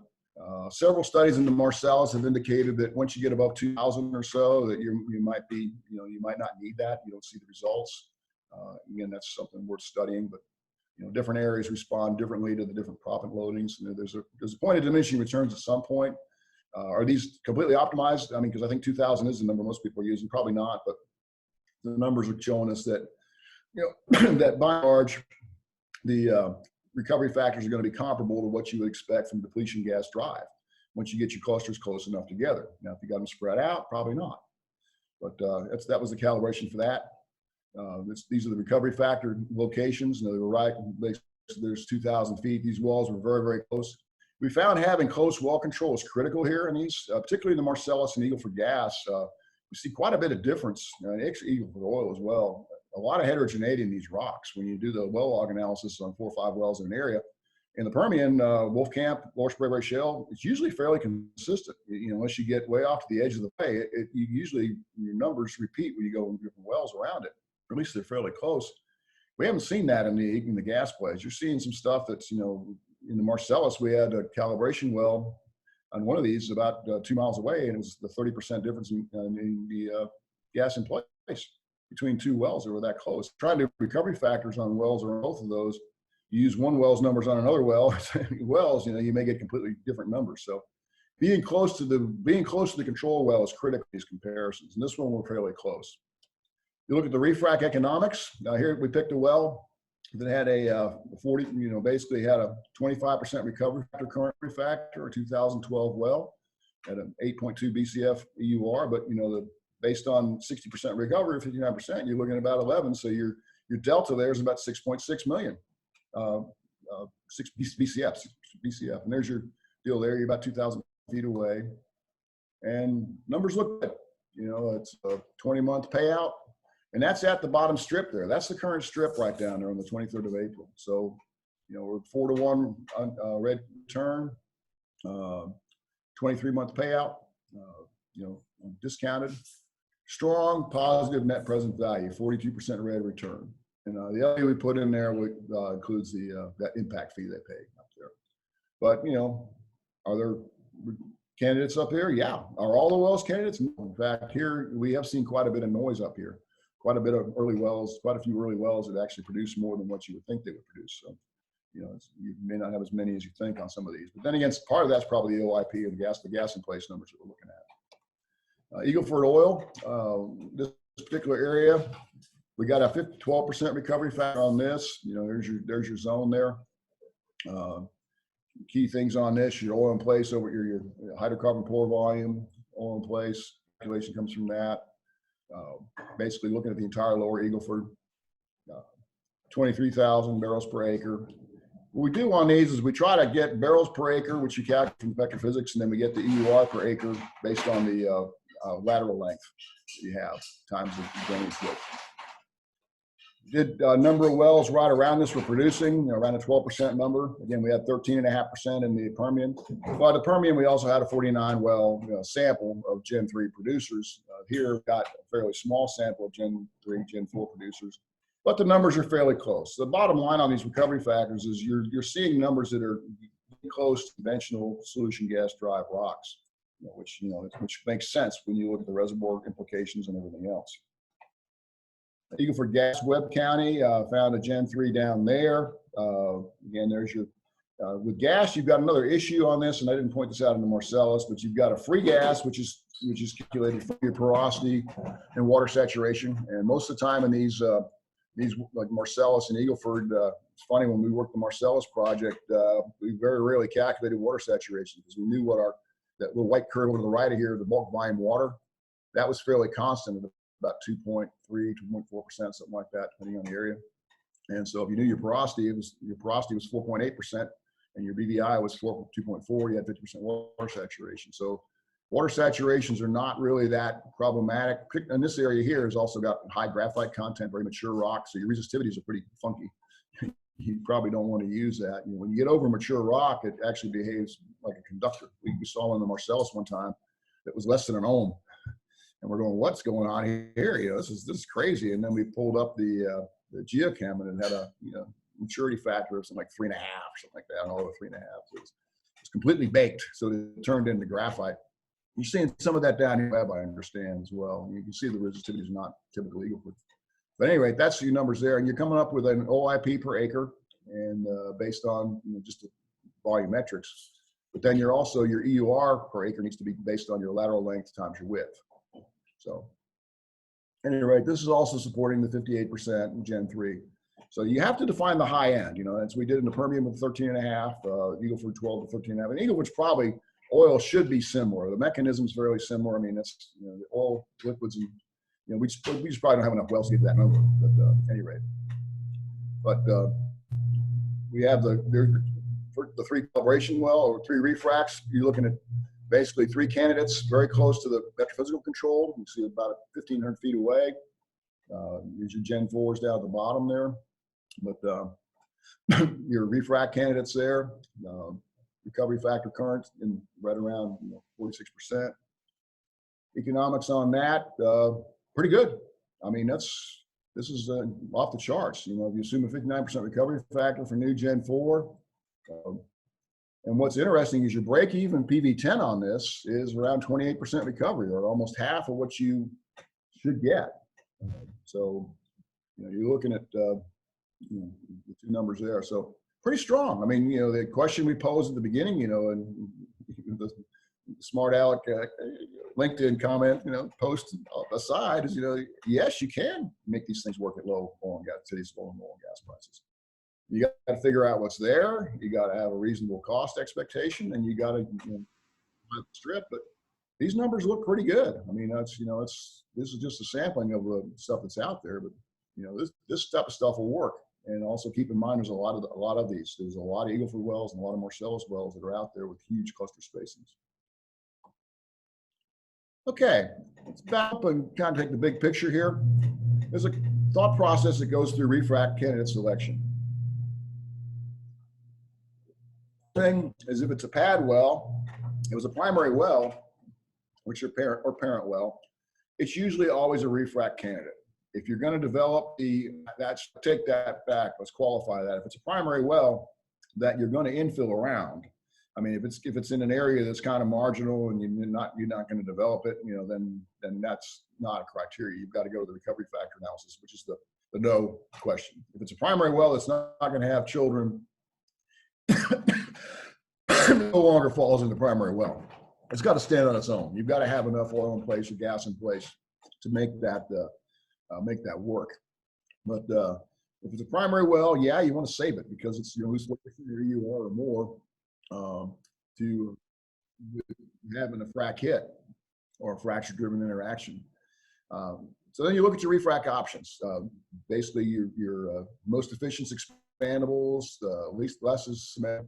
And diverters are very random. Implement the refrac and then go in and do zipper fracs. Over to the left, I think you're going to see a lot more of that these days. I think you're going to see more of your pad wells turn into ducks for a while until the light comes back at the end of the tunnel. But there's still going to be a few crews out there, but the numbers are just horrendous. I mean, the last thing I heard was less than 100 crews are going to be running now in North America. We were at what, 400 not too long ago. There's going to be a lot of ducks in the pond, but and you know, with current prices, it's probably what you got to do. But so we may be dealing more with this left side than the right side, you know, where you've got to bake, your wells have got to stand on their own. But if you can get the wells to stand on their own, which you've already showed you several examples, like that 7-well example, if you decide to go down and frack all 7 of those wells, you're almost 2 to 1 over the new well development. So even if new wells were an option, you're going to be able to get a lot more oil out of the ground for less money with refracs. If you do everything the way we're recommending, you know, again, do the right stuff. That's the big picture there. So we're going to key on this recovery factor analysis type stuff. Again, we're a little bit about the FDIs. You know, this was driving it. It's amazing, you know, how quick things change. You know, 2 months ago, this is all we were talking about. Very few people were looking at refracs as a tool to try and improve recovery from individual wells where there were no parent-child issues or primary infill issues. That was all. Everything was talking about this. Well, and, you know, it's kind of become a mixed bag now. I think if you're going to refrac, if you got a good refrac candidate, you got a lot of older wells and large, there may be some money on the ground there you're not picking up now. That's the focus change right now with the new pricing environment. So again, you know, initially they tried to keep primary wells from going down, so they would, you know, do little preloads on them. Occasionally the infill wells would kill the primary wells and they wouldn't come back. Softer rocks were usually worse than that. Eagle Ford and Woodford, you had more negative hits than positive. Bakken, you actually had more positive hits, you know, and Permian was pretty neutral. So, you know, people have found that, you know, your child wells or infill wells are got lower production when you don't protect the parent. And then Brendan Elliott at Devon did some excellent work. He presented at the Refrac or the parent-child conference in Los Angeles last year. That basically strongly promoting refracs. And if volume preload is another option, although it's not necessarily good. You know, you got a large percentage, and pretty much you got to. The last one I saw, I've seen 2 of them so far with full volume. One of them put 500,000 barrels in, and the other one, basically all the water that they produced or all the fluid they produced, like 200-some thousand barrels back in. You know, at that point, you're really probably better off refracking because you got to, you know, just sense of that. And you're probably going to spend $1 million on a 200,000 barrel preload and not really do anything to stimulate the rock. You know, you're just saving the parent. But a refrac will do both. Here's an extreme example from this was from Hess and in the Bakken. The H1 was the parent well that hadn't been producing. They actually had a little preload on the H1 well. I think it was pretty small. I think it was like 5,000 or 10,000 barrels. It wasn't what they really consider even a small volume preload right now. Usually small volumes are in the 30, 40,000 barrel range. But basically it was a pressure sink, and H4 was the new well that went in. You know, you say 40% loss in EUR, and this suggests that you might be looking at a 50% loss in EUR. That distal side of that new well is pretty bare. Not a whole lot of crickets going on out there. And I think H3 was your actual monitor well, I believe. I can't remember which one was H2. But anyway, it wasn't because of where the receivers were. You had the receiver close enough to it. This is an extreme situation, and there's the reference there for it. But you can see what's going to happen if you don't do some kind of repressurization on that H1 well, which we obviously recommend refracs because that's the business we're in. But you know, a full volume preload do the same thing from a reservoir perspective. You know, you're going to have bad results in that child well. It's not going to be good because that whole white space out to the left is stranded hydrocarbons you're never going to see. Yeah. So, at any rate. Here's this from Brendan's paper, very good. This was also in the JPT, I believe, back around then. You've got 5 different options: do nothing, small preload, large preload, recharge, and refrac. And really the only 2 options that you're going to get to try and maintain your maximum recovery are the 2 on the right. Anything to the left of that, you can see in the bottom there, underform parent 20 to 40% parent well, 20 to 40%, you know, 50 to 35%. But really, there's no real clear value to go into the small volume preload. Only that you keep the parent well online. You keep the primary well from going not down. You don't have to clean it out. And sometimes those clean outs can get expensive and aggravating. But you know, you're really not doing anything to help the infill well with anything other than the two on the right. That's what we're showing here. You've got a lot of red on these three options, which is your stranded hydrocarbons never to be seen again. You want to be on the right side with that. So some of the issues with refracs, you want to be able to recharge existing clusters because you don't want to have pressure sinks there. You want to get a lot of fluid into it, but you don't want to get too much in there because you also want to stimulate your new rock. You want to be able to increase production much, and the production increase from your existing zones is you may get some uplift from the existing, but most of your incremental production is going to be out of the new rock. So you've got to be able to isolate everything very, very well. You're going to have to be able to keep the old perforations from taking the fluid too fast, and you got to be able to put enough pressure on the new ones to stimulate the new perforations. So, and then mechanical isolation is, I say, strongly recommended. Is really, if you want to do this right, trying to drop stuff in there as a primary method, within the stage is debatable. We think the XLE is better as far as intrastage diversion than diverting with chemicals and fiber ball sealers. But our pods, the little cloth pods, the other ones, we call them cat toys, I guess. They're kind of neat little toys. But but as an isolation method for the entire lateral, no, I think everybody's pretty much off that bandwagon now. But only in the last couple of years. And again, expandable liners and cemented casing are two options. Production results should be similar between the two. The main thing is expense. You do it a lot cheaper with an expandable than you can with cemented. But if I got a choice between, if I can't get an expandable liner and I've got a choice between using a cemented casing and a ball, diverters, yeah, go with cemented. It's going to cost you 20% more, which you probably don't want to do. But at any rate, it's still going to be better than diverters.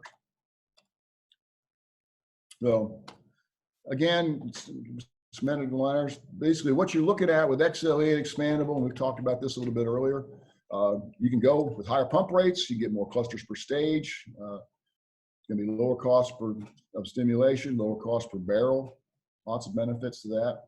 And again, you have to do both. It's not like you can do one and without the other. You really got to get the maximum benefit out of it.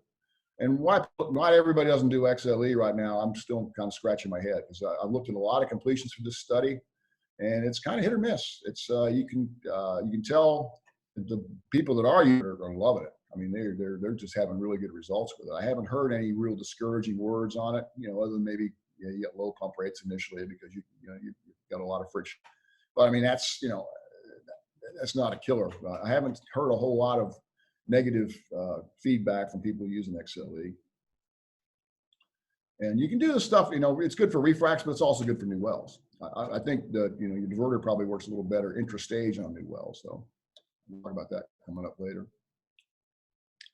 On the execution side, again, short cluster spacing with high cluster efficiency, 85 to 90% with XLE.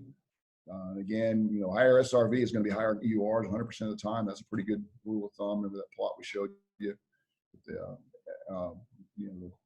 RTA plot.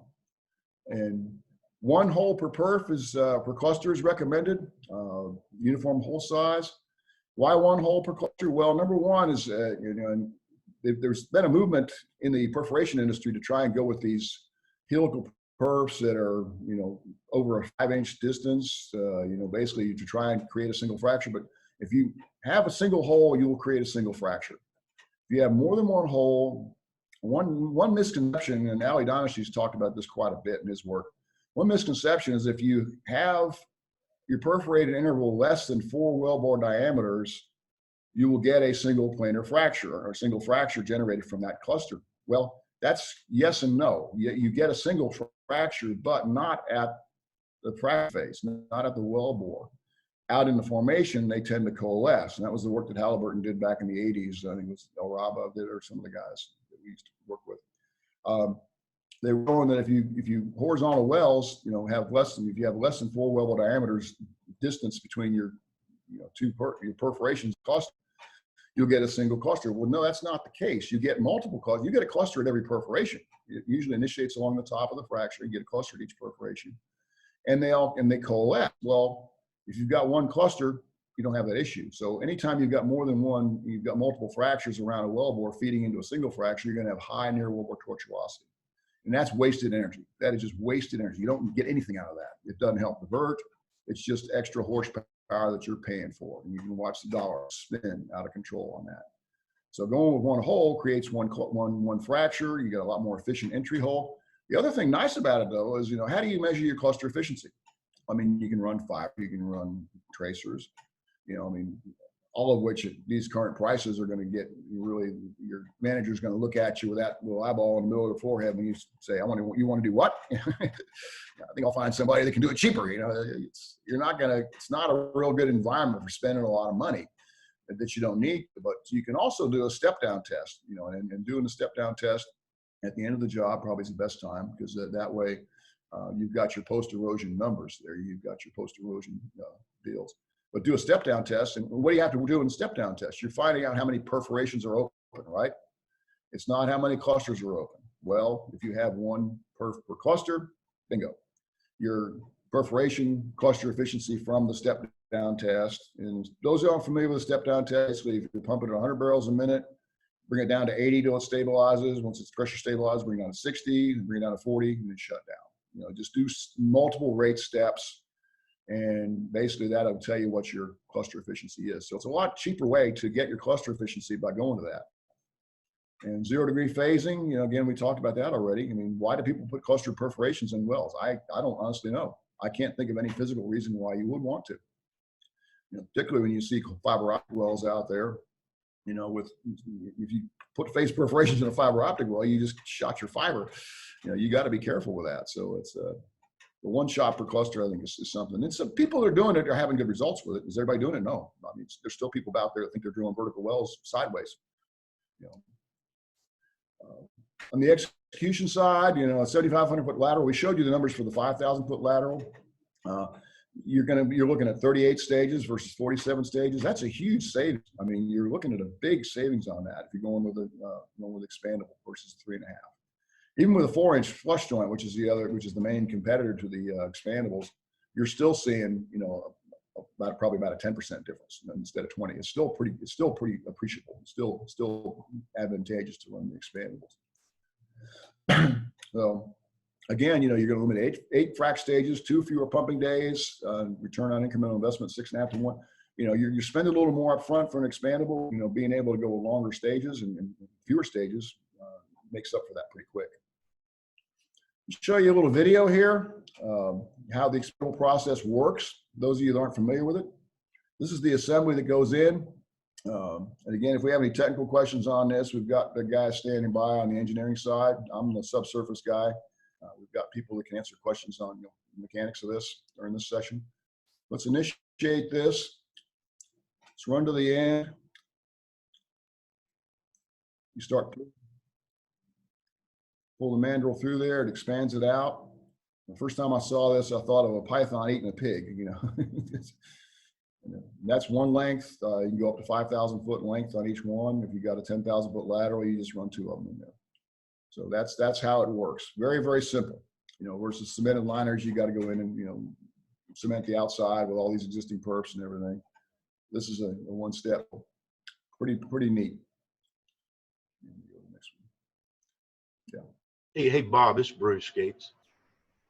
Hey, Bruce. Yeah. Hey, but are those seals marking each stage, or is there just seals at the top and bottom? I believe they're just the top and the bottom, right, Mark?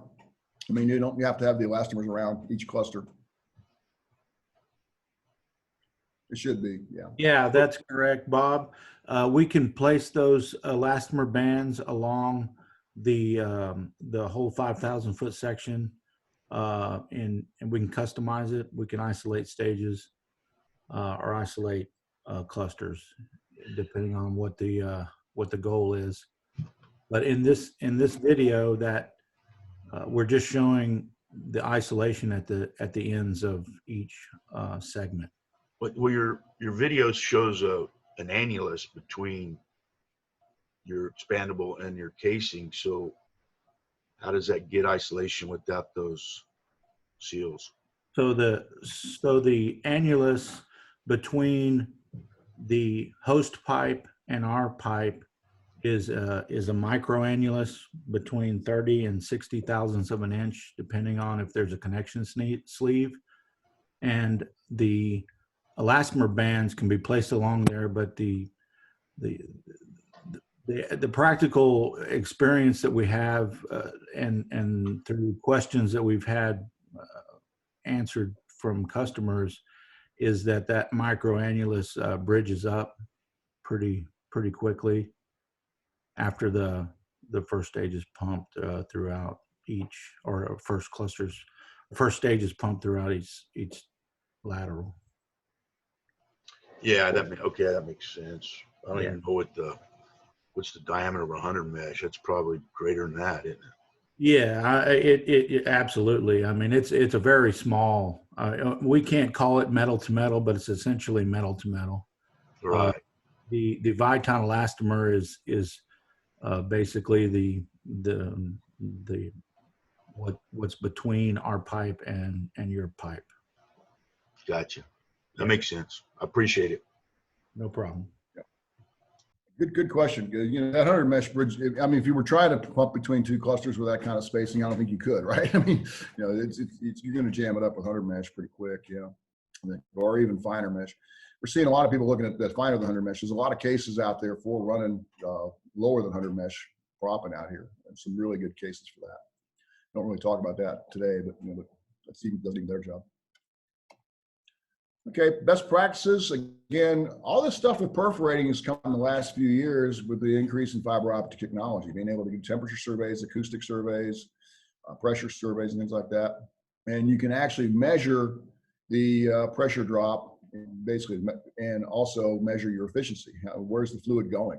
You know, in the past, we've relied on tracers, step-down tests, and things like that, which, you know, will get you close.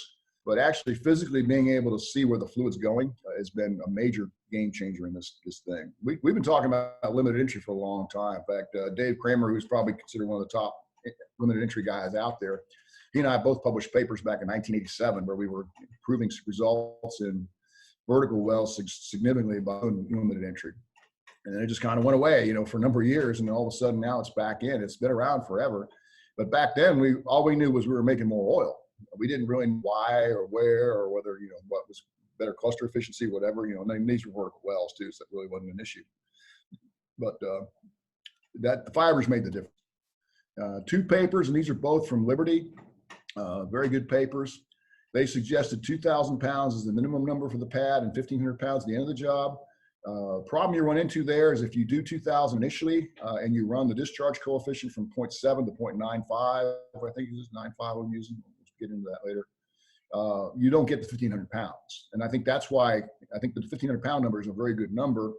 But to get to that, you've got to go with typically 2,700, 2,800 pounds to start with. We've got a little sheet we'll give out.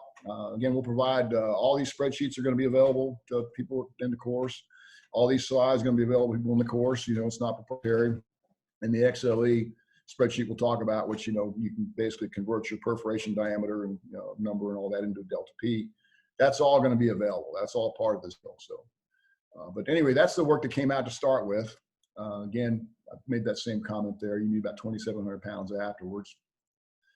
Uniform hole size is important. If you use phased perforations. Now, do you need uniform hole size for single shots?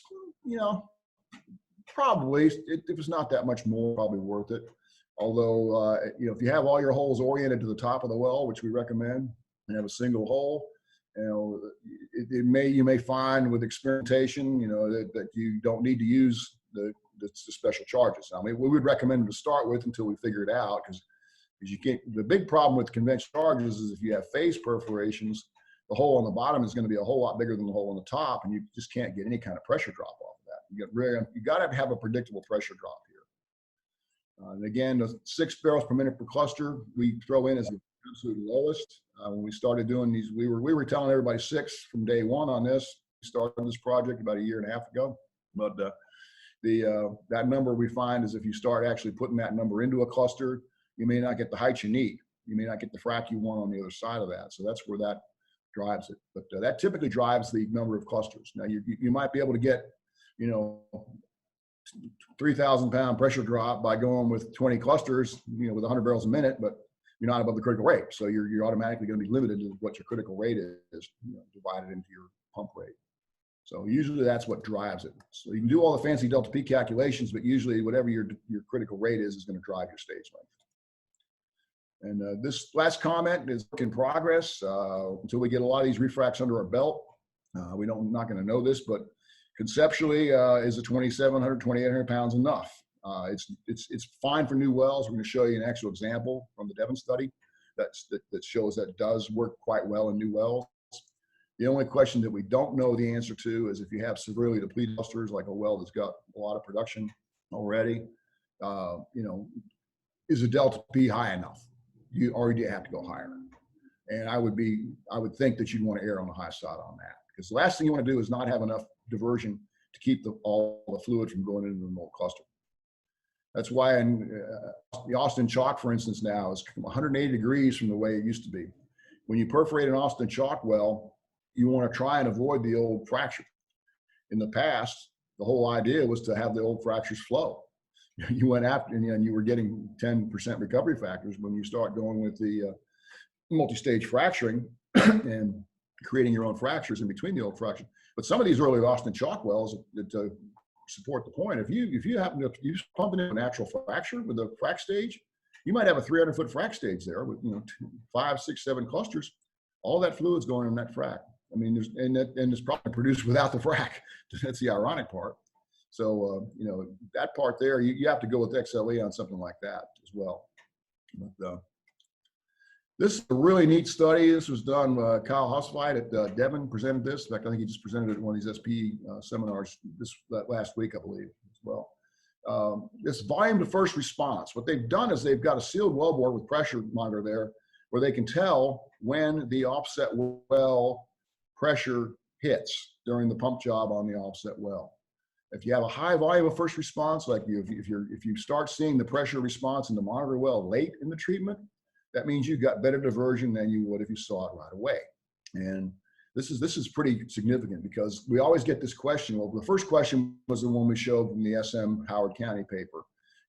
How can I improve? How can I increase my production by increasing my stage length? I've been decreasing stage lengths and my production's been going up. Well, production's not going up because you're decreasing stage lengths. It's going up because you're getting better SRVs, and if you're not using diversion, you got to go to short stages. Well, with proper diversion with XL here is what we're talking about. You can do that. This is the plot that actually showed it. So you got to take a minute to look at it. It doesn't jump right out and hit you. But the low delta P, you've got your color coding there. The blue dots and gray dots are less than, say, 1,000, 2,000. The bright yellow is 2,500 to 2,750 pounds. The darker yellow is 2,200. Notice here the 2,000 pounds that was the original recommendation is really not good enough. You've still got an early response. The dots on the left side are showing that you've got breakthrough right away, which means you got to run away. More often than not, within the length of a war, you're probably going to hit at least a couple of natural fractures that are there already, and that's going to take all your fluid. It's going to shoot off and hit the offset well. Well, what this is showing is that little yellow dot on the lower right-hand side is you've got the highest possible volume to first response with the highest possible delta P across the purse. This basically shows you that without a doubt, XLE works as advertised. It keeps you from putting too much fluid into your lower stress zones, which is the ones that are cause response in the upper left, and it's going to force the fluid into the new zones.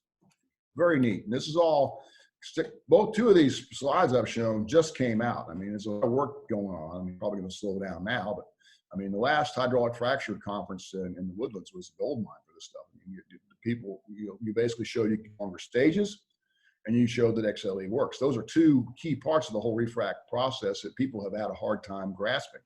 I mean, it's when you talk to people about it, they go, sometimes you don't get that enthusiastic response because not everybody's doing it yet. Well, these two papers are monumental as far as I'm trying to get this whole thing moving. Hey, Bob, this is Bruce again. Sorry about that. Yeah. Would you consider this superior to engineering perfs, or would you say they're about the engineered completion, or would you think they're similar? With a caveat, it's strange. It's a very good question, and we address that later, but it's good to address it now as well. the cluster efficiency with XLE, engineered completions, and diverters for intrastage is pretty close, actually. Your actual cluster efficiency is as I think when you're sold an engineered completion job with the premise that it's going to increase your cluster efficiency, that's a valid statement because it does. You get much better response when you have like rock in your perforations if you're not doing another type of diversion. And like rock means similar closure stress. All these engineered completions are trying to come up with some kind of proxy for Poisson's ratio, whether it's mechanical strength index or, you know, I'm not a drilling guy, but, you know, whatever they use there from the guy who do the engineered completions. Whether you use well logs, try and get low Poissons, actual dipole. And on that point, if you were able to honor the reservoir, like we go back to that Eagle Ford slide, which, you know, where y'all are operating, you know, if you can get your engineered completion perforations within 15 feet, yeah, that's the only problem I see with engineered completions. Because when I've looked at the stats on these companies that are doing it, one company is doing it in the Permian. There's a couple of papers on it. I went back and looked at their purse. This is recent wells, less than a year ago. They were on an average of 50-foot cluster spacing. I'm going, whoa, time out. Okay, I can have real high cluster efficiency, but if I got 50-foot cluster spacing, I'm leaving a lot in the ground. And Eagle Ford, I'd make the same comment. I mean, engineered completions are fine, but the problem is the engineered completions are not designed to find the best reservoir quality rock. They're designed to find rock that's going to break down similarly, so you can avoid these little bubbles on the left on this plot. So to me, if you combine engineered completions with close cluster spacing, then the potential is good. But the problem with that is, you know, if you can also get the same cluster efficiency with XLE, which requires a whole lot less engineering, you don't have to buy the logs, you don't have to do the numbers.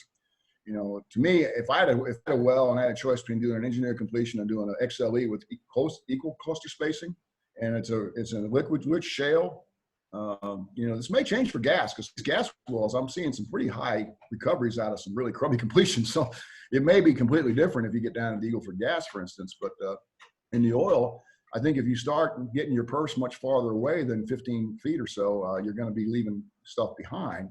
But you've got to have to combine that with XLE. If you don't do any kind of diversion, you're going to have a problem. But it's a real good question, because they do work. You're going to get better production with the engineered completion. But my prediction is that because of the cluster spacing and with rich rocks, you're leaving stuff behind if you don't get your clusters together.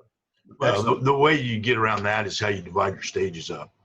And so, you know, we may have a 100-foot stage or a 200-foot stage, Yeah. You know, but we still keep our clusters fairly close, like you're talking about. As long as you keep the clusters close, it should be fine. I mean, I think it's good. Yeah, I think that's the key. Okay. Real good question. Diverter is the same. The diverter, interstage diverters is too.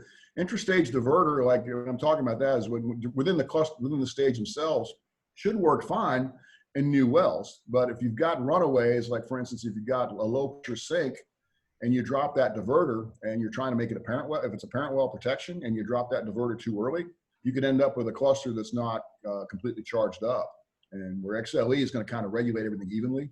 So interstage diversion will give you a high cluster efficiency, and you'll see papers where people have done it and they can see the cluster efficiency going up.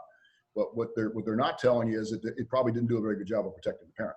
You know, but if it's a standalone, you know, if you're out there in a lease that's not going to be developed, it's maybe a tier 1A well that's got decent reserves, but it's not enough to justify a pad around it where you're never going to do anything for a while, and you want to just go get more oil out of the ground, then, you know, then you don't really have to worry about that much with the diverter. Okay. Uniform hole size is good. Did that answer your question? Yeah, no, thank you. Appreciate it.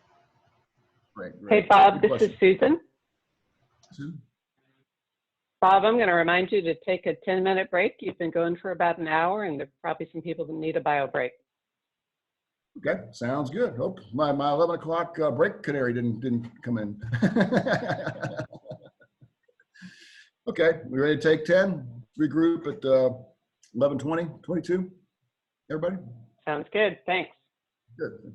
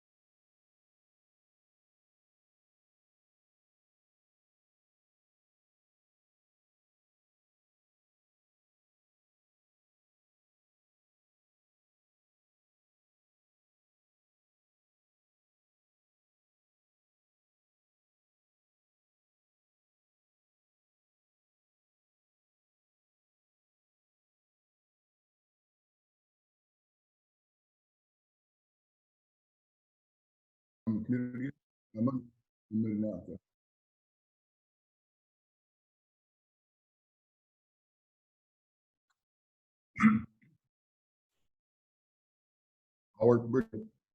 Yeah, one thing about the content is, we're probably not going to get through all. I mean, I've got 100 and some slides here, but the second for this is reinforcing these individual concepts. Like, we presented the oil in place numbers and the porosity numbers and saturation numbers, things like that. Coming up with that's not trivial, and we actually teach a course on how to do that in organic shales, dedicated just to that process. We need to cover part of that. With the gas coming on, you've got issues there we need to talk about. We talk a little bit more about how you get the sorbed gas content out of the, because if you start doing volumetrics on a gas well with just free gas, all of a sudden you see 150% recovery factors, 130%. Something's not right. There's something there that's not full volume. But things like that we talk.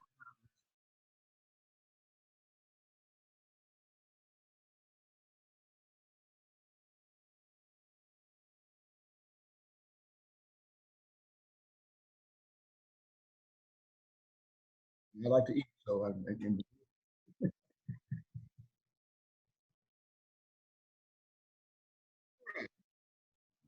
yeah, we're sitting here. This is what you're looking at for face perforations. And again, if you go single shot at the top of the hole, which is what we recommend, you may get something close to the one on the right or not. I mean, we got some guys from the perforating companies. I noticed they've registered, some of the uniform entry hole size perforating companies. I would stick with that for now, but it's possible with people going from the face perforations to this one shot that, it'd be interesting to see what that looks like, the guys that are with the perforating companies there. I know you're in the audience that recently signed up for the course. Do you get that pattern on the right? The question I would ask them is, you used conventional perforations with all, 0 degree phasing with the gun weighted to the top of the hole where the perforations are you going to get a similar distribution? I would err on the side of conservatism and use the uniform entry hole size to get the right and get away from phase perforating. The other thing, in response to Bruce's question on engineered completions, these perforations here are also got to consider like rock around the wellbore. I mean, the engineered completions tend to try and find low Poisson's ratio proxies within the stage to try and place your perforations, so you have quote unquote like rock. Well, with this particular, with a phase perforation, the main reason you're seeing that stuff on top is the gun's lying on the bottom of the hole. But the other thing is, what's the closure stress in the rock once you get away from the hoop stress? What's the closure stress on the rock at the top of the well versus the side of the well? I mean, your burden is what's controlling the side, and your 70% of that is at the top. So you don't have equal stresses all the way around the wellbore to start with. So by going with a single shot at the top, you're going to have equal stress there. You're going to have basically like rock. Like rock is also around the wellbore, not just along the wellbore. So keep that in mind. But a lot of people doing that yet? No, not yet. But then does it make sense? Yeah, I don't see any reason why not. There's a lot of things out there we just do because we've been doing them, and it doesn't seem like it's broke, but then when you start looking at it a little closer, you might be able to get a better mousetrap here. Here's a comparison from the Liberty paper. There's the reference down there on the right-hand side. 85% with XLE. Basically the blue dots, the XLE stages, the orange dots. Highly variable.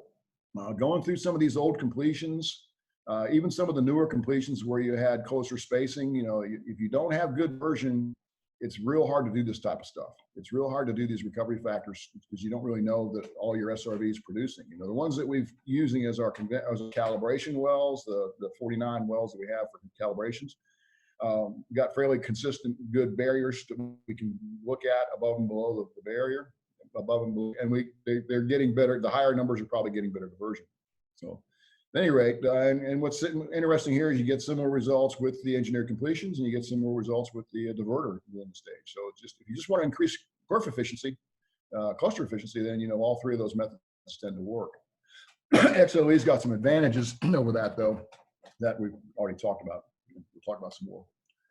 This is what you want. You want something at the bottom. You don't want a lot of green stranded hydrocarbons left behind. So this is what you're shooting for. Be able to get the yellow maximized and green minimized. Here's a spreadsheet. This is the one we use, and I'll show you this coming up here. Basically, you put the rate, you put your fluid density, total number of perfs, your cluster efficiency, you put in there, it gives you your active perfs. You go from 16 to 14. Perf diameter, 0.5. Typically on these designs we've been doing, if you go to 1 shot per cluster, you typically end up with way too much friction pressure if you try to go with like a 0.35 hole or 0.4. We typically see 0.5 holes really is what we tend to converge on. And what you're seeing here, your initial will be 70% discharge coefficient, 0.7 discharge coefficient. You're looking at about 2,859 PSI. Pressure drop, post erosion, 1,500. But, and there's your number of clusters there. So you can basically change the length of your stage. As long as you maintain that pressure drop and you maintain the critical rate, you should be able to get that. So, and we'll give everybody a copy of this that is attending the class. So we'll have a copy of this to play with. You can run this, but you know, by and large, you tend to end up using the critical rate divided by the total rates, what gives you your number of clusters. I mean, usually you'll get more, you'll get more clusters allowable based on delta P than your critical rate will allow you to do. So usually that trumps it. So you know, 90 barrels a minute, you're probably going to have 15 clusters minimum. Now, if you want more rate per cluster, if you want to look at frac, if it's not going through barriers, if you really have like an Eagle Ford, for instance, and Marcellus, where you don't have really any major issue stress barriers within the rock itself, you know, the Permian is you know, it's an eye opener, you know, because you go out there, you've got wells that are draining 35 feet of height, and you got wells that are draining 200 feet of height, you know, and then it's, you know, your carbonate stringers that come and go, and they're really dry. They're the #1 factor in what's producing. But, and you may need to bust through some of those. So it's conceivable that all these things we're showing you, you know, well, you can go to 15 clusters, that's 6 barrels a minute. But if you need 9 barrels a minute with HVFR to break through the barrier, you might want to cut that back. You might have to spend a little more money, but you're also going to be adding new rock. So, I mean, you're adding new rock, not just along the wellbore, but above the wellbore by going with a higher rate per cluster, say. Here's a summary using the cemented liner versus the expandable. This is what we're talking about. If you're going to do this, don't do it and don't spend any more than you have to. These are big numbers. You know, it's 7,500 foot lateral. It's pretty substantial. We presented it as 6.5 to 1 on 7,500 foot, but that's, you know, probably 20% savings on your frac costs there. So the benefits of going with the expandable are definitely there. And both of these methods are going to be using diverter as a primary diversion method for the entire wellbore. So it's a pretty significant number. And especially in these days when, you know, everybody's got to be watching their pennies just to survive, you know, it's getting better results than, you know, for less money is music to most people's ears. We talked about this a little in Bruce's question. I think I've pretty much talked about all of it. XLE is probably better. You know, again, you want to make sure you get all your, if you're doing apparent protection or primary well protection, you drop a diverter too early, you might end up not charging that particular cluster sufficiently, and you may get a asymmetric frac across from that in the child well or the infill well. Engineered completions, and this is exactly what I just mentioned to Bruce. You know, 13 to 15 feet for the Eagle Ford. You want to have you know, avoid gaps, and you know, I try to stay away from that company. And the company that was doing this those stuff in the Permian, I didn't really index their performance that well. We're mainly looking at just the costs and the procedures on that there. But you know, 40-foot cluster spacing average in an area where, you know, you're getting down to 13 to 15 and seeing 14%, 13.5% recovery factors. That slide way back that showed the cluster spacing versus recovery factor, that's for real. I think we've nailed that down. So anytime you get farther out than this 13, 15 foot, maybe 20 foot in the Permian, you know, you want to make sure that you got the rock stimulated. And then again, 20 feet in the Permian, you know, because you know, if you're going to new wells, since you're not worried about recharging the existing clusters. Now, in refracs in areas where you can get with wider cluster spacing, you also have to throw in there the fact that you need to be close to the existing cluster. I mean, you're not going to go in there and engineer these shots when the guy's there, you know, shooting the gun, coming up the hole.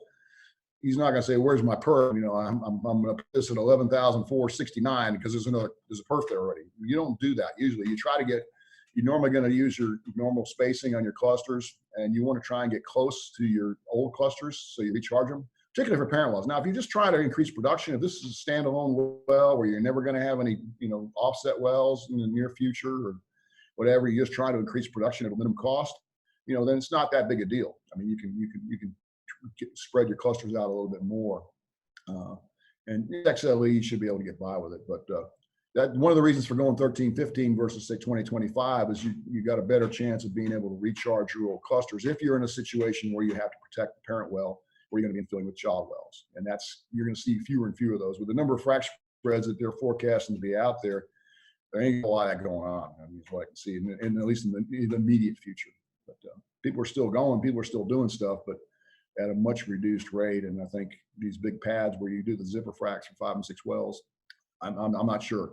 That'd be an interesting question for some of the operators that are in the room out there, in the rooms, in the Zoom rooms. Is that something that is pad development even proceeding that much right now, or is it going to be mostly one-off type stuff? I think it might be at a reduced basis, be my take on what I'm reading. Diverter mechanics, this is interesting. And it also points out the like rock that we talked about. In the old days, back when people were running diverters, frequently you would see, you typically you put each stage with a different tracer, and the stage is all one stage. It's diverted between stages. Quite often you would see multiple tracers in the same stage. And you go, well, wait a minute, this is stage 1 tracer. Why do I have stage 1 and stage 2? Well, look at your stress here. Out in the formation, once you get out beyond the hoop stress, overburden's about 1.1 PSI per foot. Your closure stress is probably 0.7, 0.65. You've got a huge difference in stresses in the rock around the wellbore.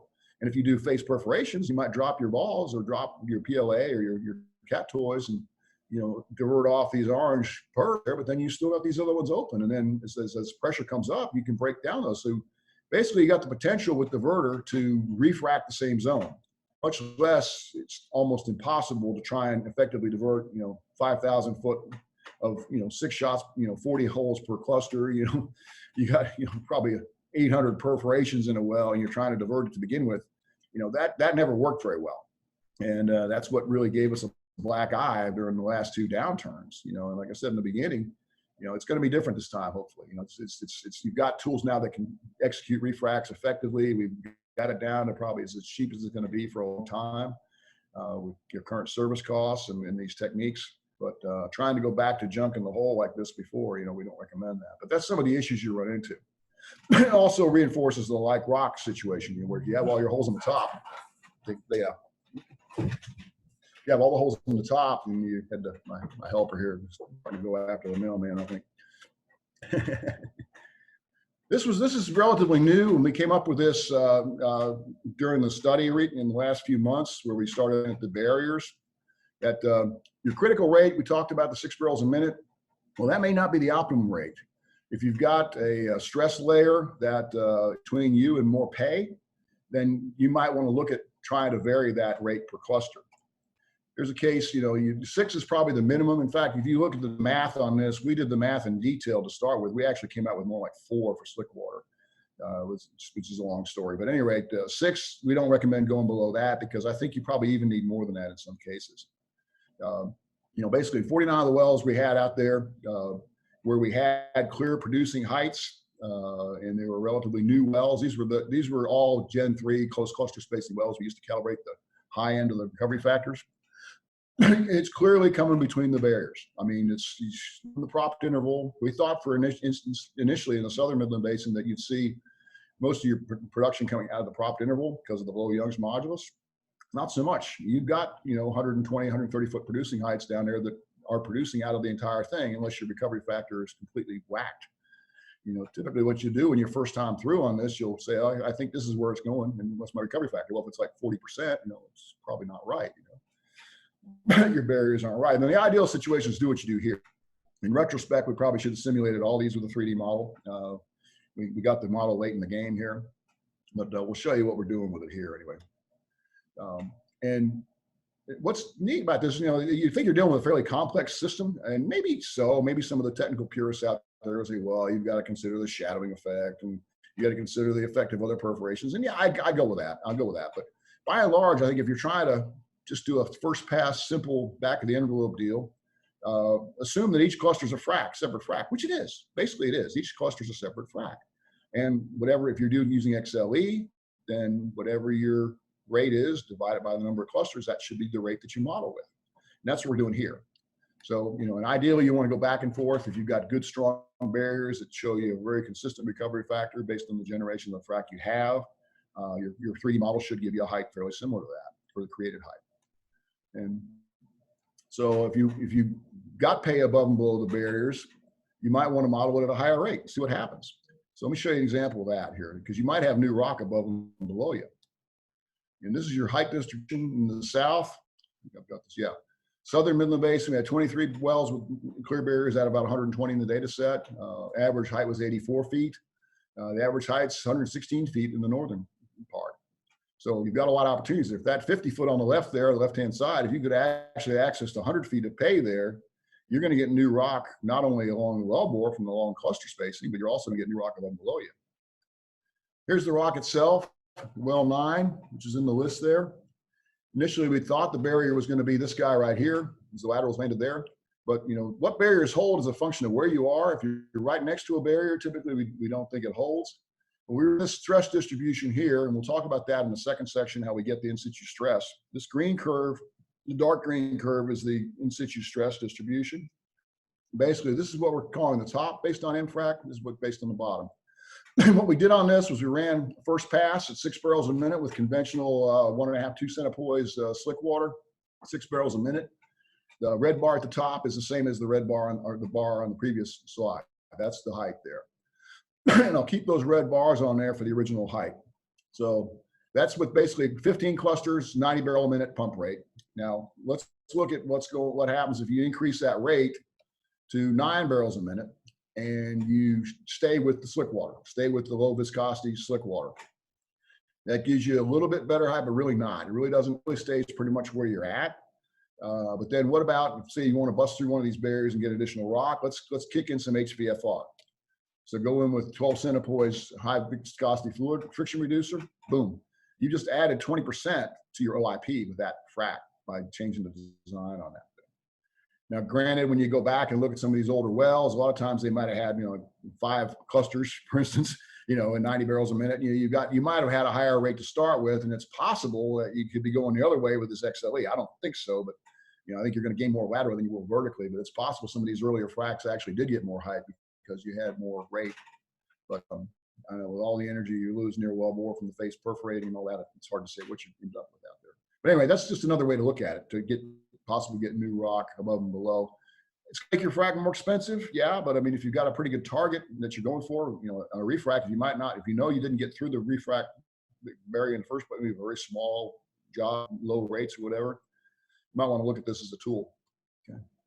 This other one's a big one. This is a huge thing that's really just come on the radar again. I mean, it came on the radar last time, a couple of years ago in the gas well world, when we had a couple of marginal fields we were working on with refracs, and you wanted to increase the value of the field, but you're getting no credit for refrac potential. We had wells in this field in West Texas, which had 10% gas recovery factor, but we had, you know, like 100 different refrac candidates out there. And we started digging into this, and this lady presented a paper at one of the frac conferences, really good. And her name's down at the bottom, and it's you can look it up. I think you can Google it, or I can get you a copy of the paper anyway. But she proposed the thesis that, okay, well, if you can do refracs consistently, repeatably, and get profitable results, you should be able to book behind pipe reserves and without actually developing them. Now, in this day and time, when we're under a lot of pressure not to spend money, we're under a lot of pressure to try and get the most out of what you got. You got 50 wells out there that can be refrac candidates that are not, you're booking P1 flowing reserves on them of X. And if you were able to refrac them, you might be able to get 2X in terms of your PV20. You know, refrac, you know, PUDs are going to be PV20 value probably. Your primary producing wells are P10, but you could add a huge amount of asset value here by doing this. But the thing is, nobody's really doing refracs systematically as part of their plan. But if you can show with refracs that you're going to be successful, that you're adding in reserves, and that you got enough of them going, the potential is there. And I've asked 2 different reservoir engineering companies about this, and they go, yeah, as long as you can meet this criteria, as long as you can show you can get consistent results. And that's why shale PUDs are so easy to book, because you're going to get similar results no matter where you go. You're not going to get a dry hole usually. I mean, you're going to get something, maybe greater or less, but it's going to be fairly consistent. But it's got to be economic. And you got to have enough of them. But the potential is there to start booking some behind PUDs. Imagine if you take that 7-well study that we talked about earlier, 7 times 3, $21 million for 7 wells versus the $42 million for the, for the new wells. Imagine if by doing those 7 wells, you successfully do all 7 wells, which shouldn't be a problem. Mechanically, the moving parts are very, very, minor here. You don't have a lot of, there's not a lot of complication with this whole system. That's what's beautiful about this whole Refrac expandable liner thing and the, XLE. You're not going to get a lot of surprises in there. Imagine if you could take that and all of a sudden you've got 30 wells around there with these zones that are, producing 5 barrels a day right now. Your P1 reserve, your proved developed producing, flowing volumetrics numbers are only giving you a small number, but imagine being able to book behind pipe reserves on that with a Refrac. Huge, huge. So this is kind of thing. How many wells do you need? I mean, there's some analogs in other areas. The horizontal wells first came out. They, the paper there, 30745, they said you got to have about 6. Timmy Lecision up there at Frac Knowledge, they've done several projects trying new stuff. They typically 5. XTO did a big project in Bakken a while back, and the first 5 wells failed. So it's a good thing they didn't start it. This is their history there. These are all diverters, and your numbers are not very good. I mean, when they presented this paper, they were telling how successful they were. I think this was in 2011 in Banff conference, yeah. And they were going, 200 barrels a day and all that. And I raised some questions and said, I understand Brigham's making 2,000 barrel a day wells up here. You think, is this, are you not raising the bar high enough, guys? And it's true. This is what you're looking at, converter. Now, if you went in and did a proper lined refrac with mechanical isolation on those Bakken wells, you're seeing those 2,000 and 3,000 barrel a day numbers, not these. So, but at any rate, the key here is, if they'd not done less than 5 wells, they would not have been able to do this. But this is something that's pretty big. Nobody's tried to get, to my knowledge, but again, nobody's told me it won't work either. But the potential for people that have large holdings that don't want to spend a lot of money, that want to try and book reserves behind pipe, get out there, do 5, 6 refracs, get the reservoir engineering auditors to sign off on it. Boom, you got instant PUDs, and PUDs are good. Typically right now, typically PUDs, you're not able to book them in the same as you used to in the past. But my understanding is you typically can book PUDs on an individual basis using like a PD20 type discount rate. But that may have changed. I may not be on top of that right now. That was like 6 months ago before all the fun and games happened. But big, this could be big, and it could really get the Refracs on the map. You could get them some respect finally, huh? Much to Rodney's chagrin. Conclusions from the first part. Again, this is just the first part here. We think it's important to your DSU economics, and this is kind of a holdover from the pad, deals. It's you almost have to refrac if you want to protect your parent, and that was typically the overriding impact of it, was being able to protect the parent. But and so you're going to see losses there. That's that part is pretty well documented. But you don't get it with preloads at all. And then if you're going to do it, mechanical isolation with expandable, short cluster spacing, and XLE, it's going to cost you more up front. But end of the job though, you're going to be far ahead, way ahead on these things. It's going to be the most efficient way to do it. And like I say, this is not a time to be spending more money than you need to be doing on this. If you can get the same results for less money, this is the time to do it. If you weren't doing it before, you pretty much need to do it now. And again, we showed you a couple of examples here just in this first part that refrac programs have the potential to produce more hydrocarbons at less cost. And, and you used to have to compete with capital on new wells. Well, we've showed you several examples, and there's not a shortage of wells out there that meet the criteria, the 40-foot cluster spacing criteria, the less than 7% recovery factor criteria. I mean, the other wells we looked at in the Southern Basin, the 4.6% was just the 10 we pulled. I mean, there was many more that had very, very low recovery factors out there, 3, 2, 4, 5%. Those are all refrac candidates. And so basically those that have the low single digit, 5% or less recovery factors, considering 13.5 is what your bar is going to be, or 14 or 15, or I mean, from a reservoir engineering perspective, if you got perfect SRV coverage, which means your SRVs are touching tip to tip, you ought to see the same as you have for a solution gas drive reservoir, 15%. Well, you could do a refrac program and have far superior economics to a new well program and make money. And like I say, the key right now is make money. Even at today's prices, your numbers are showing up good. I mean, those examples, we didn't have to look too hard to find those examples of, particularly in the Wolfcamp study, because we had a ton of data. We had started with 200 wells in that study. Just want to keep coming back to the 7-well refrac program, just a standalone basis, not assuming the fact that once you do all 7 wells, and these are all in the same field, I mean, your refracs would probably have to be in the same field. I think you qualify that to do the reserve booking, the behind pipe reserve booking indication. Imagine the potential of this well. I mean, to be able to unlock the PUD value of all the offset wells out there that are now doing, 10, 20 barrels a day. Give them the PUD value of a 500 barrel a day, a 300 barrel a day well, when you take PV20 versus PV10. But on a standalone investment, it makes sense. I mean, you look at the, basically if you're spending $3 million on a refrac and $6 million on a new well in this area, it's incredible. The numbers there. And then you add the behind pipe reserves. The potential here is huge. I mean, refracs we're just scratching the surface on refracs right now. And the problem in the past has been, by using diverter, the last 2 decades when everybody was going to talking about refracs, because when prices are high, refracs fall off the radar, other than parent well protection. I mean, if your prices are adequate, people don't even think about refracting because, they think it's easier to do a new well and more straightforward.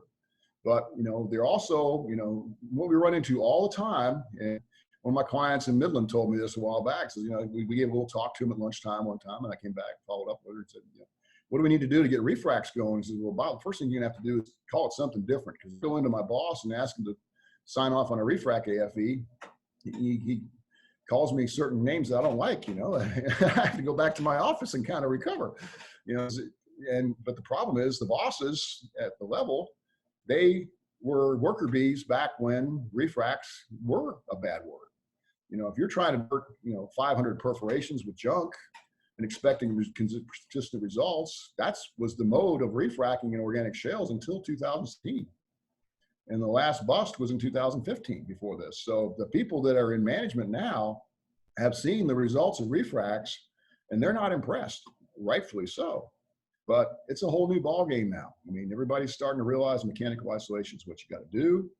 And with studies like this, we're starting to realize just what's really there. We're getting real results that can show, yeah, you can get good results with these if you choose your candidates correctly, if they have a low ignition recovery factor, high enough OIP to start with. Again, those two go together. You could have a 30-foot pay zone in a well with 2% recovery factor, and it still may not be economic because you don't have enough oil in the 30 feet. That's the other side of this. That's where that producing height calculation comes in, that you have to be able to put both those together. This one's worth looking at one more time because this is kind of the key value statement here on this whole deal. If you can refrac for half of what you cost a new well, in this particular case, you pick those 7 specific wells. And basically, these 7 wells are, the only reason there's only 7 out of 10 is because the prices are so low. Look at your prices. We're in a $24 oil and $2.40 gas 2020 on this. And it escalates on up. The maximum here is $54. But even with those, and in here, we don't even see it going over 3 on the gas strip. I have seen some recent strips that are actually going over 3 in some areas. But look at your numbers here. Your net present value from a new well, basically a refrac, $25 million, $14 million. You're getting $10 million more net present value out of a refrac program for less money. You're spending less and you're getting more. I mean, this is perfect. And then you couple this with, if you do all 7 wells, you should be well over the threshold that we talked about in Samantha's paper. And again, I don't think she really nailed down the number of wells. She just said it has to be repeatable. And I think the number of wells is 5 to 6 that we're looking at. Then you can start booking your PUDs. I mean, the operator we're working with here has got probably 100 wells around this well. Right now, you're getting no PUD value or no non-producing reserve value. All you're getting for value on every single one of those producing wells is the PV10 value or PV9, the bank or not. The present value of future cash flow from what's coming out of the ground. The molecules moving down the pipeline or going into the tanks is what you're getting paid on. You're not getting paid on the value of the PUDs. If you can show you can go back in and turn these into almost new wells, if it's economic, it's got to be economic. You can't lose money on it. It's got to be repeatable, and you got to do enough of them to convince the reserve auditors that it's there. No reason you can't book refrac reserves. Just because nobody's doing it doesn't mean that it can't be done. But here's a win-win. You do the 7-well program, you're going to put an extra $10 million of present value in your pocket, even at really crummy prices. And if you can book the reserves behind pipe, then it's a home run. Then you're really flying. Okay. This is something I got from Abe Lincoln. 6 hours to chop down a tree, and I'll spend the first 4 sharpening the axe. I gave this I gave the keynote at the Refrac conference in Calgary a couple of years ago. They had a Canadian Refrac conference. It was measure twice, cut once, was what we say. And so many times people go out, just put junk in the hole and hope for the best. I think if you follow these steps that we're proposing, that it's going to be good. What are we looking at here? Okay, good. So we got some more time here before the break. So where we're at, we've done the overview of the process already. Okay. Yes, sir. Jim, got a question? Yeah, hey Bob, can you hear me? Yeah, I hear you. Okay, good. Yeah, just want to make sure. So, quick question, high-level question here. So, if your primary well, your parent well, is efficiently completed, and then you're coming in with, it's got a reasonable recovery factor, whatever, 10, 12, 13%. Let's say we're talking Midland Basin. Is that a well you would refrac if you're coming in with child infill wells around it? Or what would you be, maybe you've already talked about it and I just missed it in all of this. There's a lot of volume, a lot of activity here, but just curious what your thoughts are on that. That's a really good question. Jim, that's a really good question, because you may not have enough reserves in there to justify a refrac for economic value on the parent itself. It's quite possible. That's a common problem. In fact, when I talked to Kyle, who's a big believer in refracs at Devon, he said, "Why aren't you guys doing Permian refracs?" He said, "Well, because we don't have any old wells with large cluster spacing, and we put all these on close cluster spacing. We put all Gen 3 fracs on our wells, so it's and that's a very good point." One thing we're looking at with another operator, we actually kicked it off again. We had it kind of dormant for a bit, but we're bringing it back. We brought it back online yesterday. Is in Permian, to me, the ideal situation, and this is thinking out loud with, outside the box and everything, what I would do if I had a Permian well that had an issues like that, I'd look at reinjecting gas into that well. I'd do some kind of EOR deal on it. I would go in and just do like a puff and puff on the well. And some of these huff and puffs in the Eagle Ford, you look at it, I've seen cases, and I haven't been able to get detailed data on it, but some of these huff and puffs in the Eagle Ford, you're getting almost back to original frac rating after 30 days of injecting gas into these things. And you can inject gas, or possibly Y-grade is another option. Some of these plant liquids are so cheap now. In fact, the group I'm working with has got patents on that process now to do that. So I would look at something like that that's probably not a good refrac candidate. Look at the EOR side and possibly use natural gas, or use some kind of Y-grade is probably the next best thing, because it's it's almost a waste product sometimes. You can get it for pretty cheap. That would be the perfect scenario. Now, has anybody done that yet? Not to my knowledge. I mean, people have been talking about it. I've talked to several people last year about it at the annual meeting. It was really people that interested, but that's a perfect application for combining EOR with the parent well pressurization, because pressure is pressure. I mean, whether you want to restore the pressure in the parent well, and whether you do it with a full volume preload, which I don't recommend. I mean, they're you can spend almost $1 million on a full volume preload and get no incremental production. And then you got to get, and $1 million includes getting rid of that water, which is probably the biggest expense. A refrac's probably going to cost you $2.5, $3 million. But if you're looking at not having that much delta on that, now you're probably ahead of the game. If you look at 40% of your child well, typically at $60 oil, $50 oil, that was a $6 million ticket. Now, right now, it's probably not that big a ticket on it. But I mean, you're saving $6 million by protecting the parents. So spending 3 to save 6 still makes sense. It's just a hard pill to swallow that you're going in and spending all this money on a refrac and not seeing a lot of production increase in your parent well. Right. But that's a real good question. It's really tricky if you got that. I mean, to me, I would put that one aside until you can figure out how to do it with natural gas, because you got a lot of.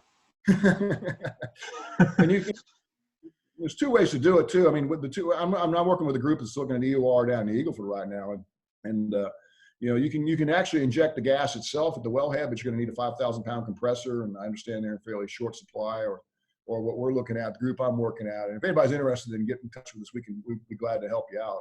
We've got a group that's formed that's trying to implement this Y-grade deal. So that may be another way to do it, because you can use more conventional pumping equipment with the Y-grade. You don't have to have a high pressure gas and all that.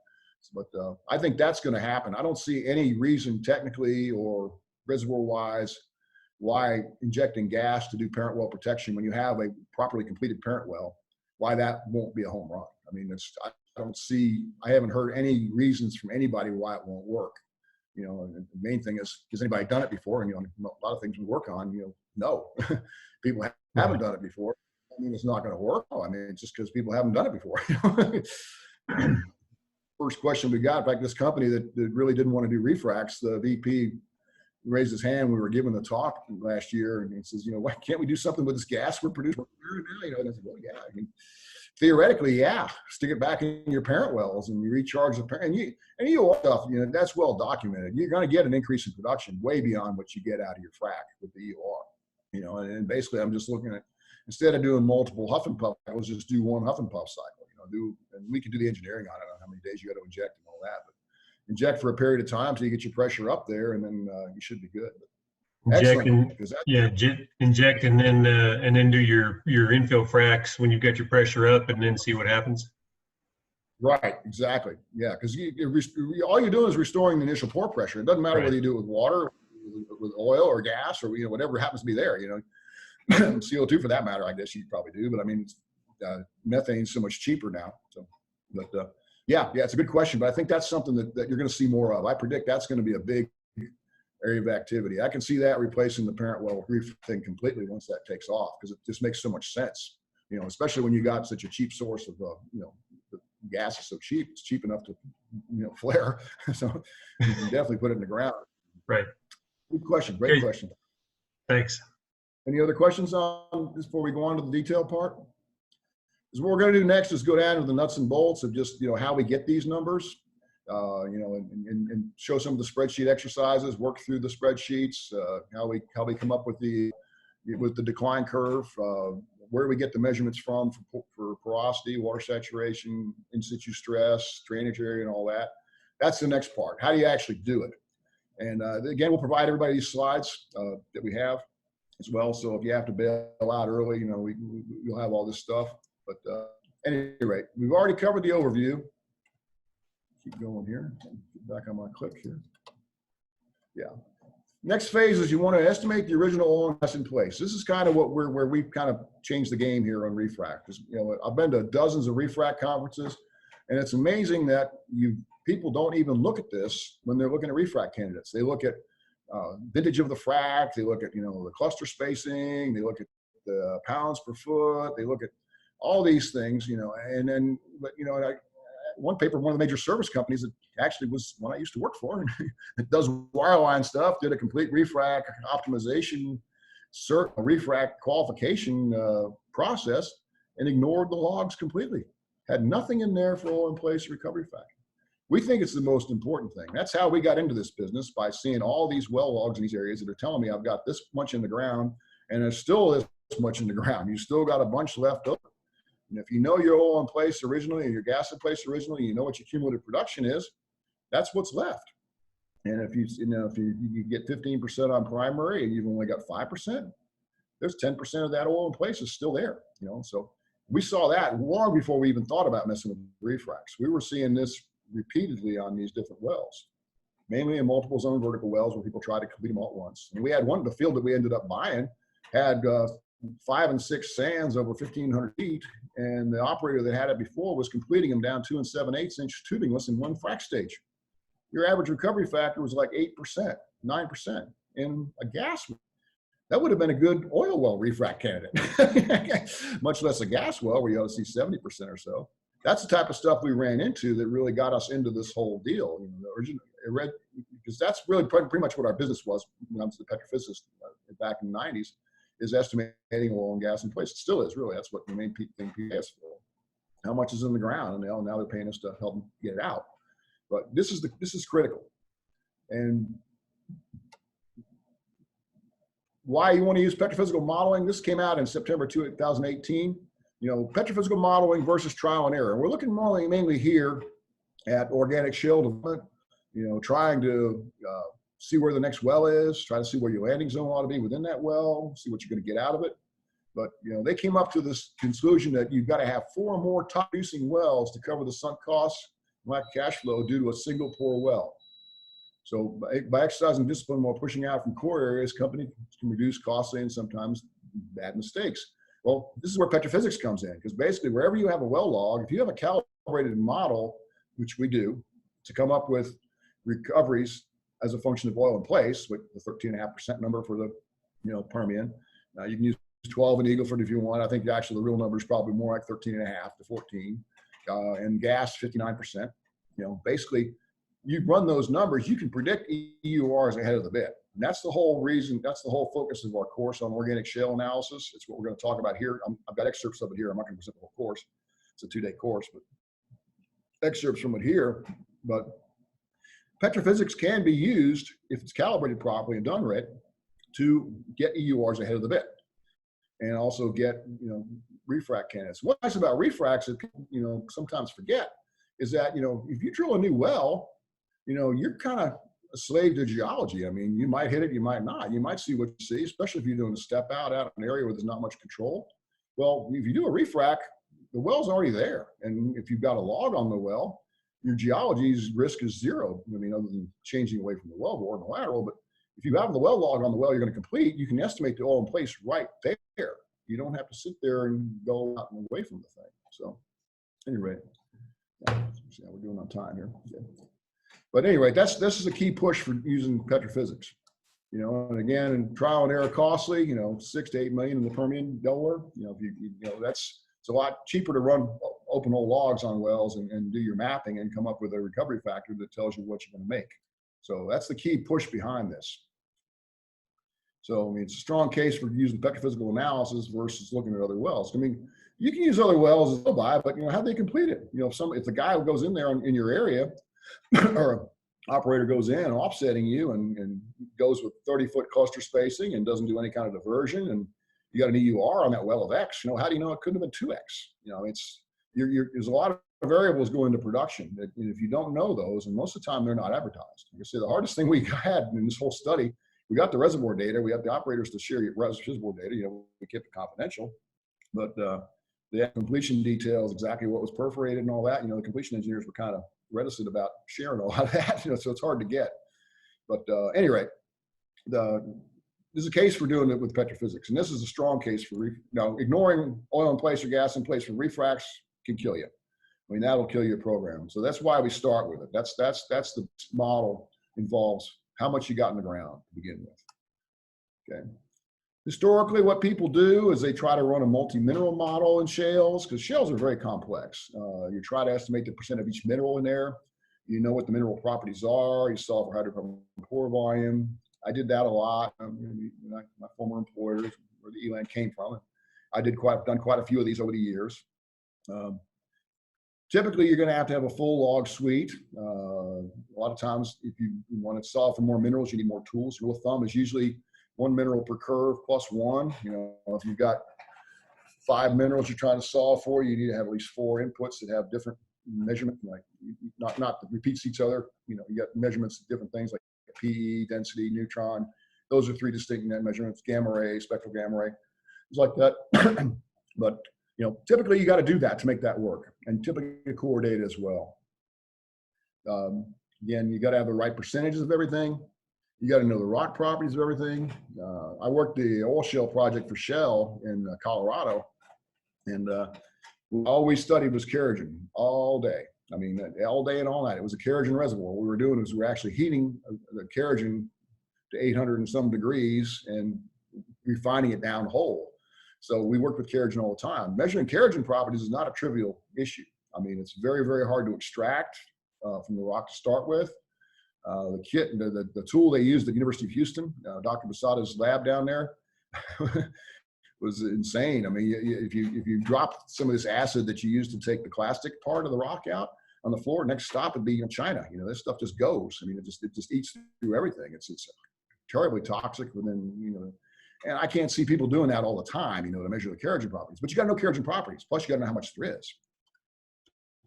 And then if you've got a gas reservoir like the Marcellus or the Eagle Ford down dip, you can get TOC from the logs, and you can, TOC is your kerogen, total organic carbon. Liquids rich, not so much. Liquid rich, you've also got mobile oil in there. So trying to get any kind of kerogen volume from a total organic content is pretty dicey. You can do it in the gas shales, but not in the oil, not with that core data on every well. So you really don't know what TOC is. And then you can make it work, but I mean, I've done several projects where I've been working for the non-operating partner and the major company, some of the big major companies. I'll be comparing my work to their work because we're going head to head. My guys got me doing the wells to protect their interest, and we go head to head. I don't know how many times I've worked these Shale projects where I said, well, that doesn't seem to make sense. You know, how can you use this model? Well, we make feldspar PE of 200 or something like that. You know, they'll throw some goofy parameter in there for a rock, which is not right, to get it to match, because it's almost impossible to match the core on these using just the straight numbers, because you don't know how much you got to start with. And kerogen is a big part of it. And then you don't know what your rock types are. Here's an XRD analysis from an area we're looking at. Look at all these different minerals. Look at the PEs and the grain densities. You're trying to make a multi-mineral model that knows exactly how much one of these is there to start with, which is not trivial. And then you got to know exactly what the properties are. Notice kerogen's not in there, but kerogen is a big thing. So we try to take a completely different view of petrophysics in organic shales, you know, completely different. We try to get away from this standard methodology where you have to know things that you don't know and then fudge it at the end of the day. You know, basically, you know, we think that, you know, we'll show you some of the things that we do here. Normalization is critical, and the 3 big projects I've worked on with major operators, they weren't normalizing. All these are modern logs, you know, because you've got such high thicknesses here, small errors in porosity and water saturation can throw you off. So, you know, you want to make sure you normalize. And what you're going to find out is if you have to rely on all these exotic measures like the pulse neutron mineral tool, you know, all these things to pull all your minerals out, you're going to eliminate probably 80% of the well logs that are already out there. And well control in the organics is the #1 problem. It was a real chore getting these wells together for the study in the area, particularly in the Eagle Ford and the Marcellus, because there's just not that many open hole logs. We had to work on wells where data was around, and basically we were able to use it. And we had to work with wells that were close to those wells, because when we had wells that were farther away from that, we'd see the properties changing. So you had to have really good well control. Gulf Coast, I don't know how many times in the Eagle Ford I've come across, you know, it'll say triple combo in the well log library. You order it, and it'll be a triple combo header, and it'll be a 1-inch conductivity curve. You know, that's it. You know, and you're trying to do all this analysis. So, by and large, well control is your biggest problem on this thing. And if you limit yourself just to these exotic suites that can go in and measure all these, you know, fancy things, you're going to cut out a lot of well data that you really need badly. So what we've developed is a model that works with triple combos, which is your bulk density, neutron, gamma ray, and resistivity. PE is optional, actually, on these. So, you know, that's quite a far cry from, you know, what you really need to make these big multi-mineral deals work. And what we found is that we like to start with the answer, and it's worked pretty well. In theory, we started out with this a few years back and weren't really sure it was going to work or not, you know, because everybody's saying, oh no, you got to use these multi-mineral models, you got to know all these properties, you got to use the ELAN type models or global, or, you know, the one that PowerLog has, a StatMin model. You have to run all these fancy models to make this work. Well, what if you start with the answer and work backwards? You know, use the same inputs and then say, okay, I know what my porosity is. I know my, you know, porosity from the core is. What do my curves have to, what process do we do to make that match? We basically reverse engineer the answer. And, you know, spectral gamma ray, we present a spectral gamma ray each time. operators don't do that. But you actually generate a synthetic gamma ray because the total gamma ray doesn't respond to like the neutron, for instance. And conductivity is in there too because you've got the character to work with. So there's ways to get curves that you don't have measured curves. Again, we use a triple combo with gamma ray and neutron to generate a spectral gamma ray on all wells. Even if all you need is a spectral gamma ray in the area, which gives you your uranium, thorium, potassium content. We make a synthetic model on this that gives you an actual curve that works on this. And then your V-clay, you want to tie that back to XRD or I'd say ECS, that's a Schlumberger tool, but I mean, any of the other pulse mineral tools work just fine. Gem tool Halliburton has, and I think Baker's is the Flex, I believe. I can't remember exactly what it is. But basically, you want to, it's a lot better to tie it to a log. You can tie to XRD, but the problem you get into on that, and it's also a problem to some degree, is that, you have resolution matching. Your logs are typically 2 feet or greater, and your core is 1 inch. So you've got issues there. So we have to match those up. How we doing for time on the break, Mary? Still there? I'm here. Where's my break canary? I'm here. It's 12:13. Let's go ahead. If you're at a stopping point, let's go ahead and stop. Let's only stop for about 5 minutes or so because I know you still have a lot of material to cover and we want to try and end as close to 1 o'clock as possible, if that's okay with you, or if not, people can hang on and hear the rest of it. If they need to check out at 1, that's fine. One more housekeeping thing. If you did not register through training at scacompanies.com, which I have quite a few on the list here that are not on my list, so you may either be using a different sign-in or somebody else's password to get in. I've got a Juan Carlos, I've got Keith Jenkins, Jay Wicker, a Victor, a Zach Poland, those 2 cell phone numbers, a Larry and a Valerie and a Johannes Duma that I do not have any record of. So if you want to receive a copy of the presentation and the link to the video, please let me know either by changing or giving me your information or sending me an email, again, at training, training, at scacompanies.com so that we can get the information to you. All right, take a break, everybody. We'll return here at 12:20. That'll give you exactly 5 minutes from now. All right, see you all then. Miss Mary, this is Jonathan G. How are you? Hi, Jonathan. I have a question. Sure. It may seem a little self-serving. Yeah, go ahead. Well, these days, getting one's continuing education requirement for the professional license could be an issue. So I was hoping to utilize this time spent, which has been fantastic, and I compliment Barbara. This is not my wheelhouse, so I've learned so much. Will you be able to provide us some kind of documentation? It doesn't have to be, like the lion the scarecrow from The Wizard of Oz, but so it's something to say that we log this time, and that we I do got have audited this year by the state, so that was that's gratifying. This is the second time in my career. Okay. Well, Jonathan, we can give out a certificate. We are certified by IACET, that's the International Association of Continuing Education Training, and this will count for 0.4 units or 4 PDHs. So if you wish, yeah. And what was your last name again, Jonathan? Because I don't have you on my list. I think, because I sent you an email. The last name is peculiar. It's spelled J-E-E. It's pronounced like the letter G, but spelled with a J. The scale of the crisis in the country's care homes. Okay. Mary, sorry, Mary. Yes. For the same reason, I'm also interested in getting that. That's okay. I think we'll just probably need to do this for everybody. Probably be easier. But again, some of those people that I don't have on my my list, and Jonathan, I'm not finding you either, and I don't know why. So, and who is this that's speaking now? I don't see you speaking. Hey, Mary. Yes. This is Keith Jenkins. I just sent you an email for that link and a copy of the presentation. Perfect. I'll get it to All right. you. Okay. Okay. All right. Thank you very much. Bye-bye. Okay. Yeah, thank you. Thank you, Mary. Thank you. Sure, sure. Hi, Mary. Yes. This is Zoha. I think I registered because I received your initial email to join the Yes. training. And Yeah. I just sent you another email right now to I make sure got to it. receive the present. Thank you so much. I got you and I got Keith. Y'all aren't signing out yet, are you? Because there's still more to come.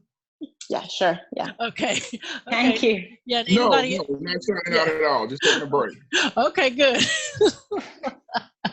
Are you going to also send us the recording of this training? Yes, there'll be a link Perfect. to our website with the recording, and then depending on the size of this PDF, I might have to put it into some sort of Dropbox or something. I don't know if it'll email to everybody easily, especially I think some of these Gmail accounts or SBC Globals or Hotmails might have a problem getting a big file.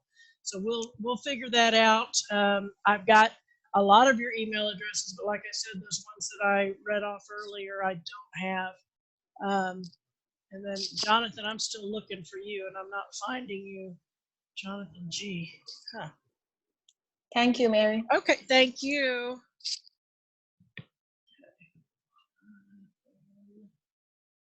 Yeah, I think the files, the PDF's about 5 or 6 megs, so it should be all right to email. Oh, okay. Yeah, it should email okay for most people then. I'm Jonathan, sorry. yeah, Yes, ma'am. I'm not finding your email. So You sent me did I send it from? Yeah. Mary Atchison Yeah, they all should have come from me. on the 22nd of April. That was earlier. Okay.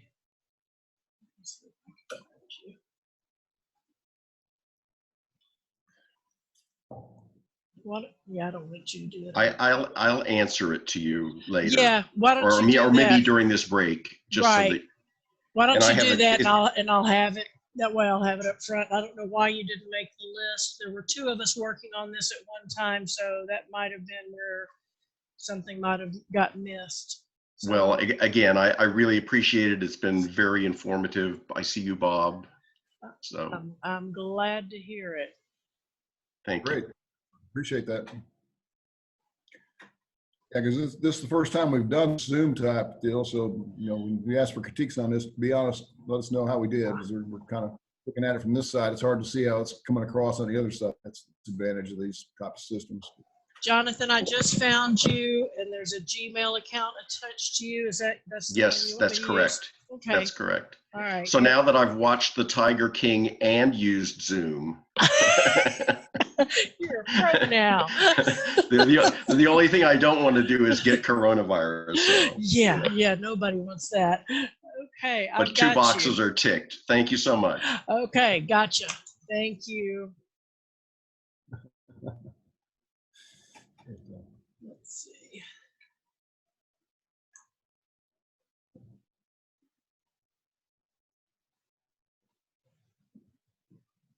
Yeah, and again, we're not going to get through all the slides, but we'll provide all the slides, and everything pretty much from here on is just reinforcing how we do the steps that we did in the first part. So it's, you know, we don't get through all of them. It's not going to really diminish the amount of material you're going to get. You'll be able to get the entire deal. And of And course, also, I would not be you'll- doing my job if I didn't remind you that Bob teaches classes for us, and there are plenty of them coming up right in the next. Let's see, coming up. I'm gonna stop his screen for just a second and show you mine. Screen, come on up. May I ask another question, Bob? Sure, go ahead. So first of all, I see that you have University of Florida in your back. That's where I got my PhD in geology. And when I was there was a professor who taught X-ray diffraction and related topics. And I used quite a bit of it at the time, although it's gone rusty. But I have a recollection that one can do quantitative analysis in, I mean, it has issues. It's all about the calibration with whatever you have to add a known quantity of a material that is not present in the sample. And then one looks at peak height in the diffractogram to make a speculation. There's a lot of considerations, but I was wondering if Going back to a stint I did with Core Labs in an even more previous life, where they did X-ray diffraction work, it was there along with the point counting and scanning electron microscopy, but it was really not going to be a quantitative assessment. But with these organic shale reservoirs and their mineralogic complexity, I was wondering if there is any effort among people working it to use XRD in a quantitative way.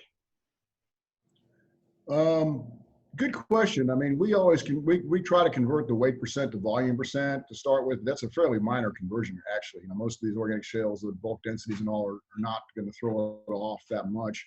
When I was at Shale Research, the purists down there insisted that you had to really use, what was it, the Fourier transform, the I'm trying to remember the for FTIR. FTIR was what was considered to be more accurate than the XRD as far as the clay content. Practically speaking, if I've got a choice between using ECS logs or pulse neutron logs, it's far superior to using XRD to start with. Mainly because of sampling. If you've got very few XRD samples and you're trying to calibrate your V clay and you have depth resolution issues, you might make the wrong tie. Whereas if you have like an ECS tool or a neutron, Flex or GEM Halliburton tool, that gives you the same exact resolution that you have your logs on. So it's very easy to tie and generate a real high correlation coefficient V clay curve to the pulse neutron. And there's a lot of pulse neutrons out there. I mean, if you have an area where all you have is XRD and no pulse neutrons, I think you're correct. The XRD is not considered to be quantitative along the order of something like FTIR, or even really point count for that matter if it's done right. Just what's actually there. You're visually seeing what's there. But yeah, it's a good question because it's not. There are some inaccuracies in XRD. When you get down to the level, is it going to affect the answer significantly? Maybe not. Some of these early studies that went out, they had full whole core where they had long intervals. If you got whole core and you got XRD every 6 inches, it's probably not a problem. But what I see is a lot of these data sets where they might do 10 or 12 XRDs over a 200-foot interval, and you're trying to tie your curves into it, and you're dealing with limitations you just brought up that it's not exactly quantitative to start with. It's better to go with the pulse neutron if you can get one. But yeah. Thank you. Sure. Okay, we're ready to get going again? Yep, just hopefully everybody saw the list of courses that you teach, and all of these are available publicly for the rest of the year. The Evaluating Well Performance is coming up in July, if we're able to open by then and be next to each other. And then in August, we have the Practical Interpretation of Open Hole Logs. And then in, in September, we have Predicting Organic Well Shale Performance, which is part of this presentation you're doing today, or the extended version. And then the Refrac class that we already talked about for November. So Bob, I'm going to give it back. I'm going to stop sharing and give it back to you. So you'll share your screen again. Are we back? There you are. Okay, I'm out. And then Bob, we'll go until you're done with your presentation. If anybody needs to step out, go ahead. But again, if you need us, just contact us at training@scacompanies.com. All right, Bob, take it back. We'll probably, we can poll the audience if they want to go past 2. Because we're covering high points here now. I'll try to cover as much as we can. We're probably not going to cover it all, but we'll get everybody a copy of the slides, I said. And then if you got questions on stuff that we haven't covered, since you're part class, don't hesitate to drop me an email.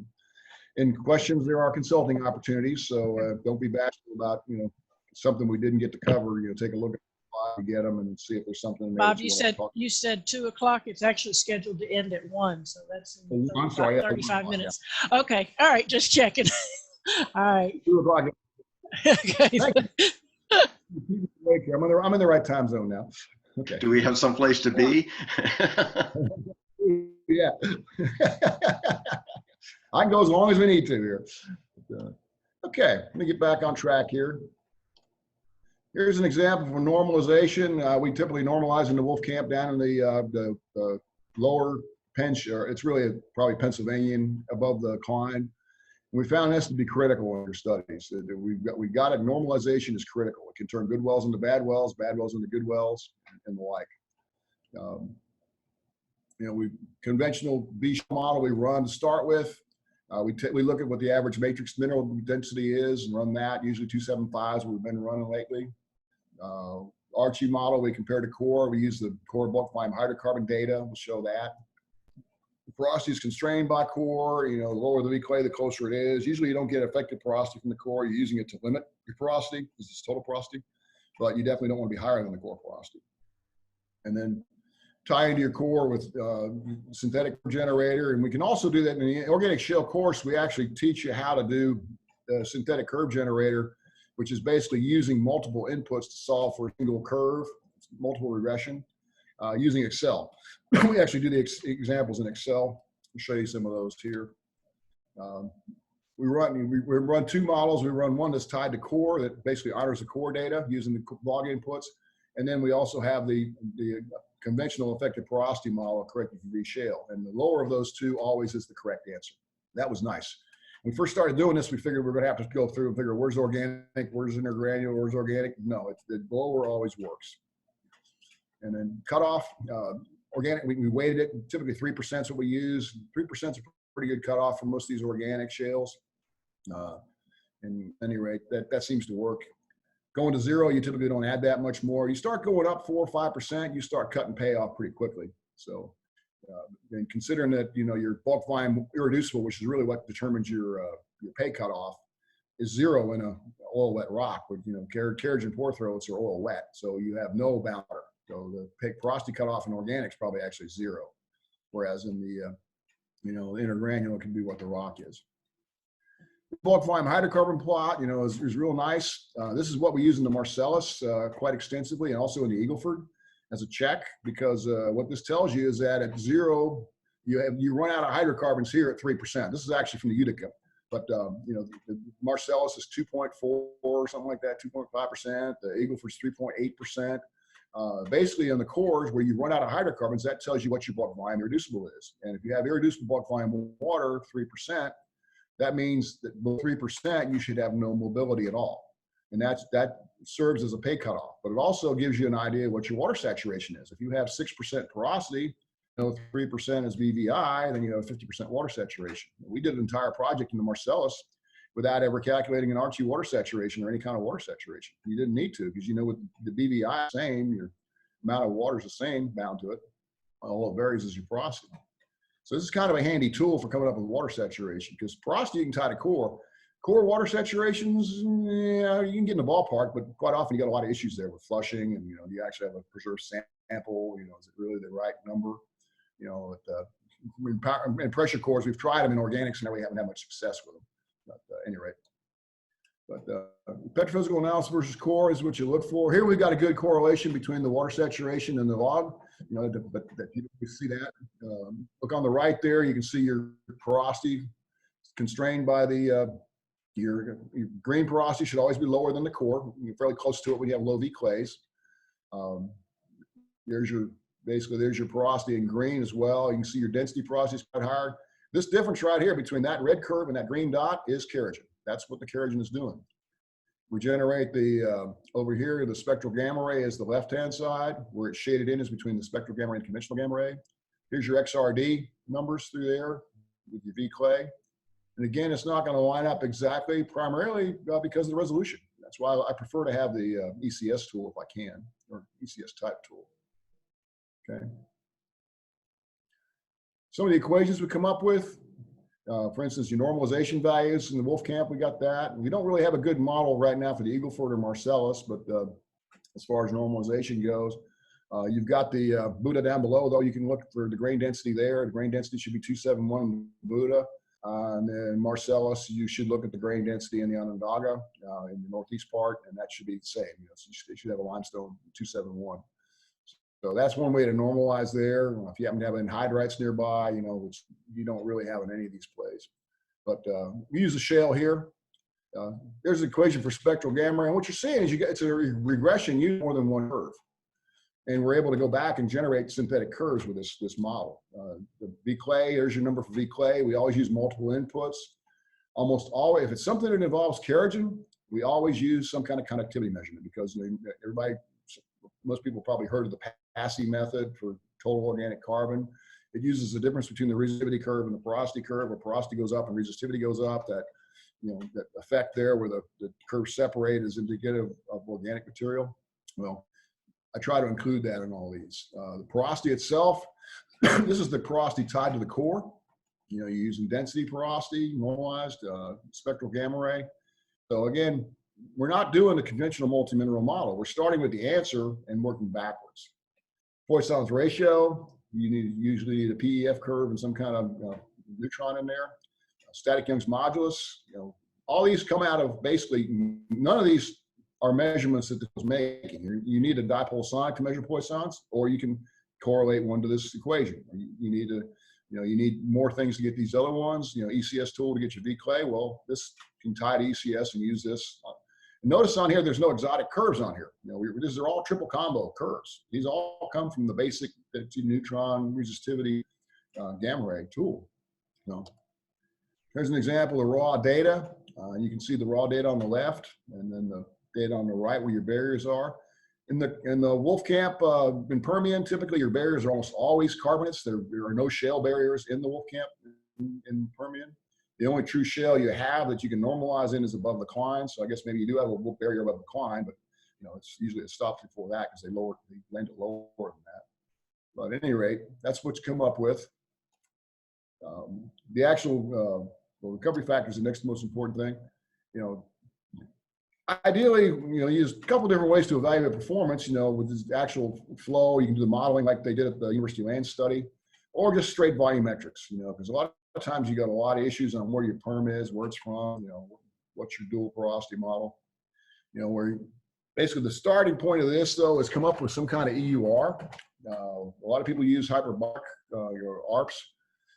We've used the SEDM quite a bit, or we've used the stretched exponential lately on some of these wells, and particularly in the Marcellus and in the Eagle Ford. We seem to get a little better numbers with the stretched exponential there, primarily because you're dealing with, you start doing ARPS type analysis in gas reservoirs that, there's some squirrely stuff going on with the sorbed gas. As you drop your pressure down there, you tend to get a variable D factor, is what happens.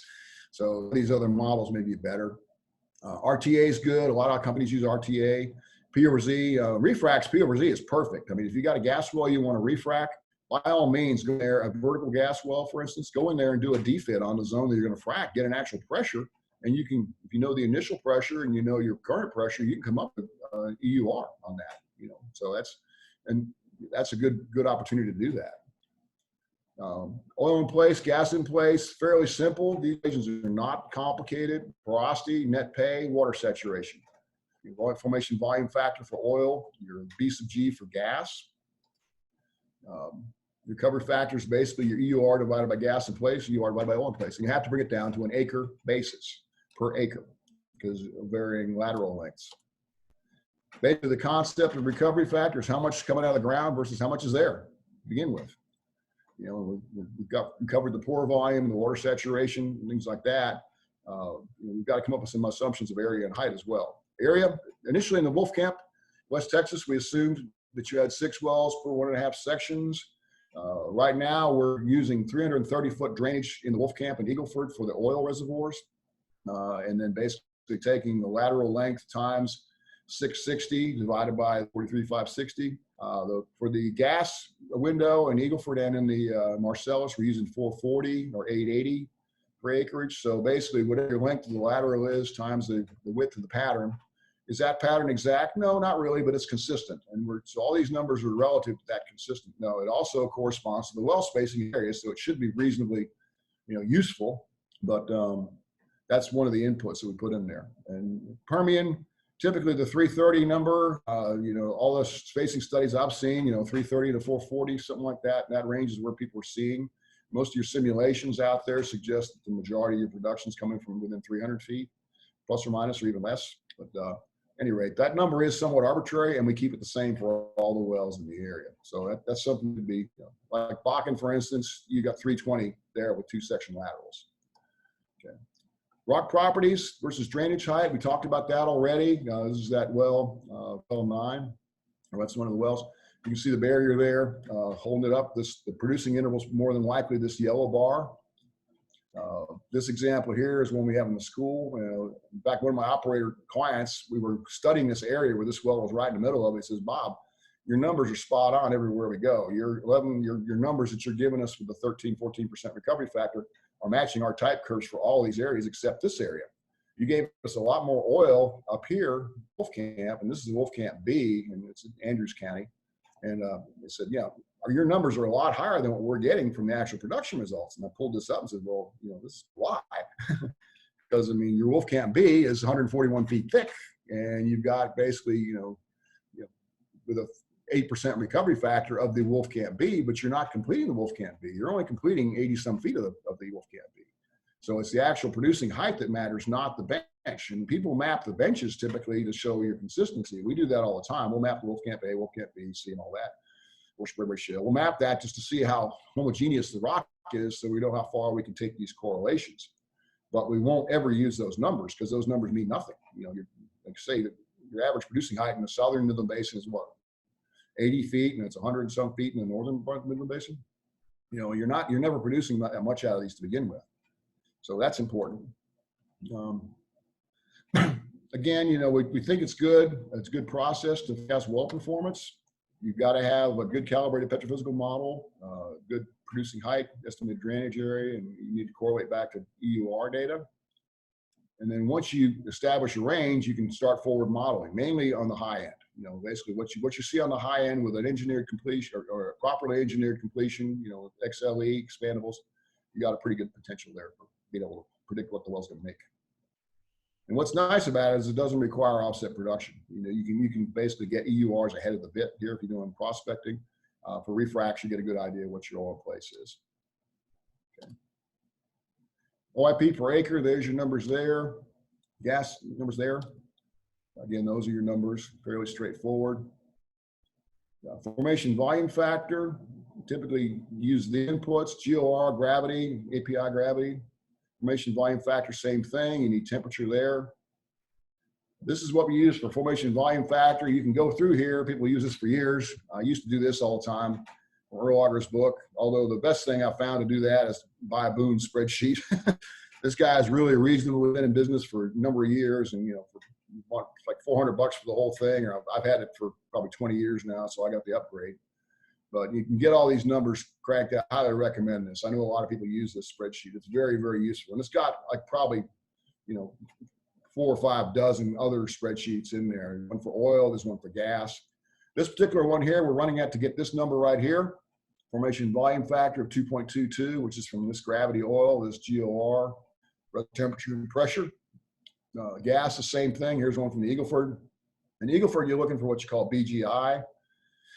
Typically, we just calculate the Z factor, and that this is easily to correlate from the BGI. We got the original Z factor reservoir pressure 1.39, gives you a BGI 0.003. That's what those numbers have to come in there. A lot of people just pull these numbers out of an average from an area, whatever, and you can't really do that, especially in the Wolfcamp area. It varies all over the field. Down in the 1.3 range in some places, it can be up in the 1.9 range in other places. It varies, and it's a very important number since you're going back. Your real data that you're calibrating to here is your amount of oil coming out of the ground. So if you've got a goofy formation volume factor in there from just not taking the time to calculate it, that's not a good idea. Kerogen volume, again, we talk about it, and it's really not that important. In fact, when you're doing our petrophysical analysis that I just talked about for liquids-rich shales, you don't need it. I mean, we don't even calculate a kerogen volume. We don't even calculate TLC. I mean, a lot of people start with TLC. They don't. Now, with the shift back to gas, not so much. You're going to have to look at TLC pretty hard because a lot of your gas volume, and typically the studies I've seen, I've looked at a lot of the studies preparing for this, the average is running around 30%. So if you've got a 10 BCF well in the Marcellus, there's a pretty good chance that about 30% of that gas is coming out of the soil section of the kerogen. You're not going to measure it with the porosity and water saturation. It's coming out of the kerogen. Same thing in the Eagle Ford to the south. I've seen some numbers that suggest it's a direct function of TLC. It's TLC and then what they call the Langmuir number. But at any rate, you're going to see a lot more interest in this as people go back to gas. Again, some caveats here. two ways to calculate it. I don't use passive very often. I mean, every once in a while I use it when they do a ranked wildcat out in the middle of nowhere, but you got to know a lot of things that you don't really have, like level of maturity, things like that. Empirical tie is better, and usually there's a lot of data out there. So just multiple regression, empirical tie. Just for information here, other ways to do it. This is a Marcellus example, not a bad tie, and this is just a straight row P TOC calculation. We typically like to add maybe a PEF curve in here. It gives you a little higher correlation coefficient. Typically, you get about 80% correlation coefficient trying to get TOC from bulk density, noise being porosity, because it's not all of that bulk density response is from the TOC, it's from the porosity too. So you can see here the tie is not too bad. You can probably use that. There's delta log R methods here, and I don't really use that too much. TOC's weight percent, you got a volume function. This is from a certain area. There's a relationship you get. Typically, the lab studies will have this in there, so you can convert that to weight. Your free gas is fairly straightforward. It's just basically, the equation I gave you before. It's a different format. Sorbed gas is another equation for that, and basically the GCT is your scuffs to gas per ton from either direct gasification, or you've got the conversion using the Langmuir function or using the lab functions. So basically you define your Langmuir properties, and basically you get their Ticora is one of the methods that Weatherford I think has now. You're coming up with something like this for all your different formations. Basically, TOC to scuffs per ton. And then you've got your bulk density data where you can convert the scuffs per ton back to your BCF per acre, or BCF per section numbers. This, I encourage people to look at this. I forget who the vendor is now. It used to be RG, used to be Corpro. They've changed names several times, but they have a way to actually go in, and if lost gas is an important number, because a lot of times these numbers that you get from cores, the core is not virgin. The core came out of the rock, and you brought it from 5,000 pounds reservoir pressure to the surface. There's tools out there now that basically can capture that gas in the chamber above the coring barrel. It's a 10-meter length, but it's or 3 meters core barrel, but you also have the rest of the 30-foot is all storage. Because otherwise, if you bring up core, you bring a pressure core to the surface without letting it expand, you're bringing kind of a bomb to the surface. Imagine doing an Eagleford gas well at 12,000 feet with 10,000 pounds of reservoir pressure. That's something you want to be careful with on the surface. Okay, drainage height, estimating that. Again, typically we use the Eaton equation for Poisson's ratio. Try to get a good idea where your stress layers are. The assumptions are going to bench on those stress layers below the lateral. And then, there's some stuff from DNA and also from 200 feet is what we used for a while until we started getting into this detailed study. And we realized that really the only ones that have 200 feet of height in the Permian are your lower Spraberry Shale, for instance. We never see 200 feet anywhere else because you've got barriers that limit it below that. Here's your log-derived stress profile. We get it from Poisson's ratio, which comes from the shear and compressional wave. Again, this has been around for a while. Lithology is good to try and do your calibration. The 100% clean sands have a certain value, silty sands have another value, calcareous sands another value, and the like. So it's a good quality control technique to see if your logs are right, and they won't be. Very, very often, the dipole sonic's not going to give you the right answer 100% of the time. You got to be able to weed out the bad stuff. And they provide you that data. You usually have to ask for it. They usually don't give it to you unless you ask for it. But you'll get that data, and you can look at it against why they don't do it. This is an example, coherency. If it's a value of 1, it's good. Again, I'm going through these kind of fast, but again, we'll have the slides. You'll have the slides to work with. Coherency flags over here. These little dots, the blue is your compressional coherency problems.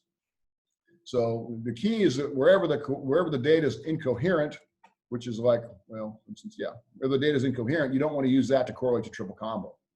Okay, you want to use the Poisson's ratio in the coherent inputs. So that's important.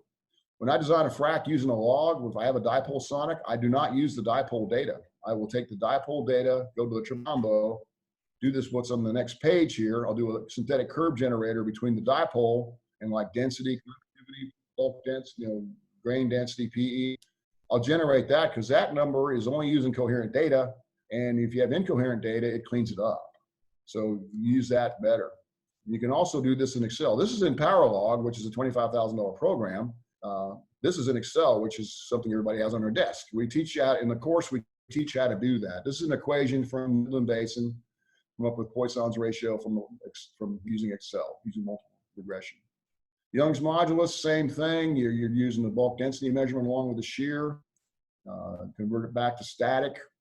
Again, going through this kind of fast, but and also you can develop correlations. Young's is kind of nice because a lot of times only delta T or neutron can be used to get a good dynamic Young's modulus from just a an offset.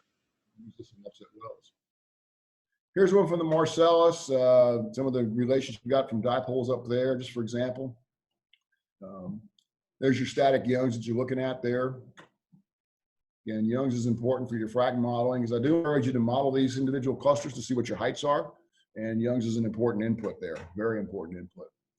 In fact, part of the reason you might have noticed that your heights in Southern Midland Basin are lower than the Northern Midland Basin, I think part of it's because of this. The Southern Midland Basin, you got Young's modulus around 2 million. The Northern Midland Basin, you've got, it's more 3 million. I think you got a lot more energy being expended generating width in the south than you do in the north, and so you get less height. That's probably the reason for that. Went through this already. This is what I encourage you to do. There's your tops and bottoms, and then again, we ran these already. We've already showed you these, the different runs here. Branches can matter. Here's one that Conoco did back when they were in the Midland Basin. It's one on the left. They were trying to stimulate the target zone in red, and they actually hit it buried below it and didn't even stimulate it. Cropped heights. An interesting interval. This is a Klein well over in eastern Midland Basin. We did a vertical pilot well and pumped a hybrid on it. Basically, we pumped slick water with one tracer, and then we pumped borate with the second tracer. There's your propped heights on the left, virtually identical. And you can see where the frac went, about 200 feet up the hole. And from the temperature logs, 190 feet. You prop and wedge at the very top at 100 feet. And then you got 55 to 60 feet of height. Propped height in these organic shales is not a mystery. It's 60 feet off the bottom of wherever your bench is, basically. And gels aren't going to help you. That's why everybody's going to slick water, because you're not really getting any benefits other than less complexity with going with the gel fluid. DNA, we're seeing, this is interesting. This area here, they got 210 feet. What's real interesting is Southern Midland Basin. That we didn't see hardly anything down here with more than 200 feet of height. So the operator that contributed to this was in the area that we did all this stuff in the Southern Midland Basin, where the heights go from, I don't know, 40 to 80, 100 feet or so. So this is interesting. The DNA was showing us more. I didn't notice that till we started putting this thing together. We were assuming 200 feet to begin with. Again, there's a comparison to Marcellus, 55-foot average height. The green is your pay height. Anecdotally, if you land in the lower zone, which I think is in the next coming up, well, there's your simulation of Marcellus using the MFRAC model. One thing about using the propped heights, if you use slick water and you model it, you get pretty much the same thing with all these different models. We run it in Frac Pro, StemPlan, Gopher. All these give you pretty much the same propped heights when you use slick water. Now you start putting some kind of viscosity in there, start running HVFR, get a little more complicated. You might see higher heights, but typically you're not going to see much more than 50, 60 feet of height. Here's one that Henry Jacob presented at Doug a while back when I was working that area. That's showing that if you land your wells high in the Marcellus above the prop bank, above that 50, 60 foot bench, you're going to get poor performance. The well A and B made 5 to 6 million, and then C was 1.5 million. So incremental recovery from recovery factor analysis. Again, do your EURs, hyperbolics we typically use, or stretched exponential we've been using more lately. We've got a spreadsheet we can provide that does this, although I'm sure most of the operators have got their own routines that they use. P over Z is really good. All you need is 2 pressures. For refrac, like I say, the ideal scenario for a refrac is to go in and do a pressure test on the zone, do a little defit on the zone you want to frac on a vertical well. Horizontal wells, not so much, but and then do that and then get an idea what your EUR is. Again, here's your Eagle Ford numbers that we got before. Basically, these are the well right in the middle of the pad. Gave us these numbers between 6.8 to 14.6. So, okay. Monthly production decline. Let me show you this one here. This is the example, well 10 petrophysical analysis. And what we typically do, let me try to get out of this and get in my spreadsheet here. Shared windows closed. Did I just lose everybody? Wait a minute. Did I get my spreadsheet? Can everybody see my spreadsheet? I can't. Not yet. Huh, I wonder why. Nope. Nope. Try sharing your screen again. I just put myself. Now where am I? I see my name really big. Return to meeting. Okay, It's I'm back on the meeting. gratifying, but All right. Okay, let's stay here. Are we here? Everybody see this? Not yet. No. I do. I tried to go to a different program. Did you use your share screen button or did you just click off of it? I just clicked off of it. I must Yeah. have. Go back to share screen. Okay, now we're viewing your screen and we're Now we see it. Excel. Yes. yep, we're Okay. good. All right. Okay. This is kind of a key thing. We've got the type curve over here, oil decline versus gas decline. So month 2, we're saying you're going to get 82% of that oil that you get in month 1. Month 3, 85% in month 2. Month 4, 85. It's a monthly decline from the type curve. Okay. So what happens is that's going to multiply your oil rate, per month times that, and you're going to get a cumulative production. So this particular example here was 422,000. Let's say you have a 200,000 barrel. Basically, the difference between the 13.5% and your current recovery factor is 200,000 barrels. You just do an Alt-TG. You set cell E3 equal to 200,000 barrels. Oops. Type right. Okay, by changing what? You want to change the IP, right?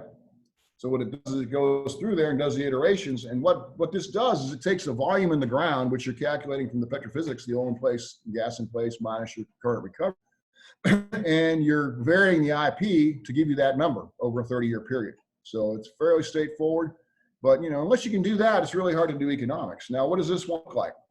Okay, I'm going to spend $3 million on a refrac. I've got a net present value of 1.77. What's my rate of return? Okay, I'll do another Alt-G, changing that to 0. To calculate internal rate of return, you set your net present value at whatever discount rate is to 0. And we're looking at a 23% rate of return. So even the 200,000 barrels, I mean, this was a barn burner at 400,000 barrels, and that goes back to 10. What do your numbers look like? Well, basically we just said if you've got 200,000 barrels recoverable in there at this current price strip, the total cash flow is 8 million. Discount it's 4.7 at 10% discount rate. You got 40-month payout. It's spectacular. Not 3-to-1 return. So even down to 200,000 barrels, that well that was off the charts good, which was our best well in the study, the 67-70% rate of return. Even at 200,000 barrels, which is less than half the reserves that we're seeing on that log, it still works. That's how that works. That's how we do the spreadsheet. Okay. Any questions on that? And we'll provide everybody a copy of this as well. So this is part of the course. So, okay, am I back to sharing again? Or do I need to do something? Everybody see my screen? Do share? We just see your spreadsheet. Am I back now? Nope, we just see the spreadsheet. Now we see your PowerPoint. Okay, you're the next step, right? Analyze economics? Correct. Okay. Okay, good. Good. I hate being outwitted by inanimate objects. Zoom has been pretty good to me today. This is the first glitch we've had. Okay, in economics, use the current price strip. I mean, this particular example here, well 8, basically what you do is you got the current price strip laid out on a year-by-year basis, and it's really not much going on here that we haven't talked about already. We just really just kind of did this exercise, so I don't need to do it. But that's how you calculate your net present value, your internal return, and you vary your strip price to wherever you want to. What you think that you can put multipliers on it. If you say, for instance, your NYMEX may not be what you're getting in West Texas, you may be tied to Waha out there, so you might want to put a multiplier on there for that. You can do a lot of stuff with this economic sheet. It's fairly straightforward. I got to use my MBA once in a while. So. Anyway. Now the refrac cost portion is next, and current costs. I think if you're not using XLE or expandables now in your refracs, I would look harder at that because, you know, your costs are not going to be what they were before. You're going to do things a lot more efficiently with this whole system. I mean, it's going to be a cheaper frac. And, you know, if you've got quotes from your service company 6 months ago to do a refrac and you were using your conventional phase perforating without limited entry and all this, you know, I mean, I would encourage you to revisit the service company and say, well, what can you do for it? Do it for now. And then also, let's do it this way and do a ground up type deal. And it should be well under $3 million for a normal $6 million drilling Wolfcamp well, for instance, or Eagle Ford well. Expandable liner is important. Again, we've talked about that. Extreme limited entry, very important. 2,500 or more PSI. Close cluster spacing, and then one hole per cluster, and then optimize your rate per cluster. That's the main stuff you want to look at there. Again, we've talked about XLE. You're going to get better SRV. You got to get up to 2,800 pounds. Again, the benefits: fewer stages. Fewer stages is more efficient. Again, it's, you know, it's an expense up front. The hard pill to swallow is writing that check up front, you know, $100 and some thousand more, $123,000 more to go with the expandable up front. But at the end of the day, your frac's going to be a lot cheaper and it's going to be a lot more efficient. You're going to have fewer surprises. So and you should get a good well. And if you're not currently doing XLE, your results ought to be spectacularly different. You know, if you're not doing any kind of diversion, and what's funny is a lot of these wells I looked at, we're not really divert. I mean, you could look at the number of perfs. I calculated a delta P from the data on every single well that I had out of the 200 wells. I never saw a single one over 1,200 pounds delta P, and that's assuming you had equal entry size holes. If you've got holes that are, you know, conventional, if you perforate with a conventional 6 shots per foot casing gun, you've got big holes in the bottom of the well and you got small holes in the top. You got no diversion. So I mean, a lot of people are still doing that. For some reason, it's like I say, it's a hangover from the vertic phase. There's no reason to use phase perforating. I think it's going to hurt you more than helps you. But you know, at any rate, and again, we've seen the video already. I think we've seen this comparison already. This is mostly just reinforcing concepts we've already talked about. You know, that basically you're looking at fewer stages, longer stages. We showed you the comparison that SM did, the longer stages. Like in this particular example, you know, when we first started presenting this, going from 144 to 188, people first say, whoa, wait a minute. I'm doing my plots of stage length versus time here, and my generation 3 fracs are having shorter stages. Isn't that what's giving me my incremental production? No, not really. Not the SM paper proved that, where basically they showed that you go from 144 to 188, and you do XLE in the 2,500 pound or more category, you're going to get the same completion, your same cluster efficiency with that 188 feet as you are 144. Which is incredible because that's allows you to drain that extra 40 feet of rock, you know, efficiently without having to do another stage. And you're going to cut your stages back. Same thing, we showed you this. This is a comparison to 7,500 foot. You know, you're going to write a check for 150,000 up front, but your benefits is huge. I mean, it's gigantic on these things. When you start lopping stages off like that, you know, it can add up pretty quick. And again, we talked about this. You know, that was answered the Bruce question before. You know, you want to make sure you got to be careful with diversion and the parent-child issues. It's not so much an issue on new wells. You can probably use intrastage diversion. We clearly recommend XLE better. I think it's a lot cleaner. It's a lot easier. There's fewer moving parts. You know, simple is better most of the time. But you know, whereas diverter, you got to actually get the diverter to the well. You got to make sure it works. And the SM paper, which, you know, reference back there when we talked about expanding the stages, talks about that quite a bit. The diverter was not very effective in diverting in a new rock, whereas XLE will be.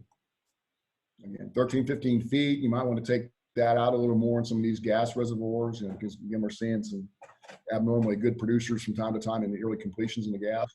We don't see any of those in the oil, though. I mean, I've never seen an abnormally high recovery factor in an oil reservoir with long cluster spacing. Gas, not so much. I think some of the heterogeneity is involved and mobility of gas, and you actually do get some matrix flow, I think, in this. Again, Permian 20 feet. Most of this was Permian until the crash hit. So people started asking for quotes on lining gas wells. We were thinking Permian was going to be the big boom here. But that's current pricing environments kind of discourage people from that. And we talked about the diverter mechanics already. You know, why And the like rock, if you do one pole at the top of the rock, you're going to have a like rock all up and down that stage, which is going to help. And go with one shot versus 6. You focus it all on one. You're not trying to coalesce your perforations, because one thing you're not seeing on here is these are not typically in a circle. These are in a spiral. So you're creating a fracture at each one of these points, and they have to coalesce out away from the wellbore. You want to go with a simple shot if you can. So refract organic shale primary wells is critical. Yeah. Question? Bob, this is Susan. I was just going to suggest you might want to sum things up. Looks like you're doing it, and see if there's any final questions. We're at the top of the hour, so people are starting to log off. Pretty amazing. I don't know how we did it, but and I didn't rehearse this ahead of time, so I can't say I rehearsed this a dozen times. Yeah, I mean, refracking organic shale wells is very important. I think, not so much for the DSU economics anymore. If you're just doing one-off, trying to do something, something one at a time, you're still a good deal. You want to avoid the frac hits. Preloads aren't working. We didn't really focus on this very much now because because the focus has changed away from that, although it's still a valid issue. You want to protect your parent. And, you can do it a lot better using the expandables, the extreme limited entry, save quite a bit. You got the potential. Hopefully we showed you enough examples from different basins that you have the potential to produce more hydrocarbons at less cost than new well drilling and completion programs. I think that's particularly got, sub 7% or sub 6% recovery factors in these oil reservoirs and sub 30% recovery factors in gas. You've got the potential to make more out of 2 refracts than you have out of a new well. In some of these cases, if you do a refrac program, it's superior. That 7 well program in Southern Midland Basin had 2x the net present value of the deal. Well, this guy here, you refracts 3 million, new well 6 million.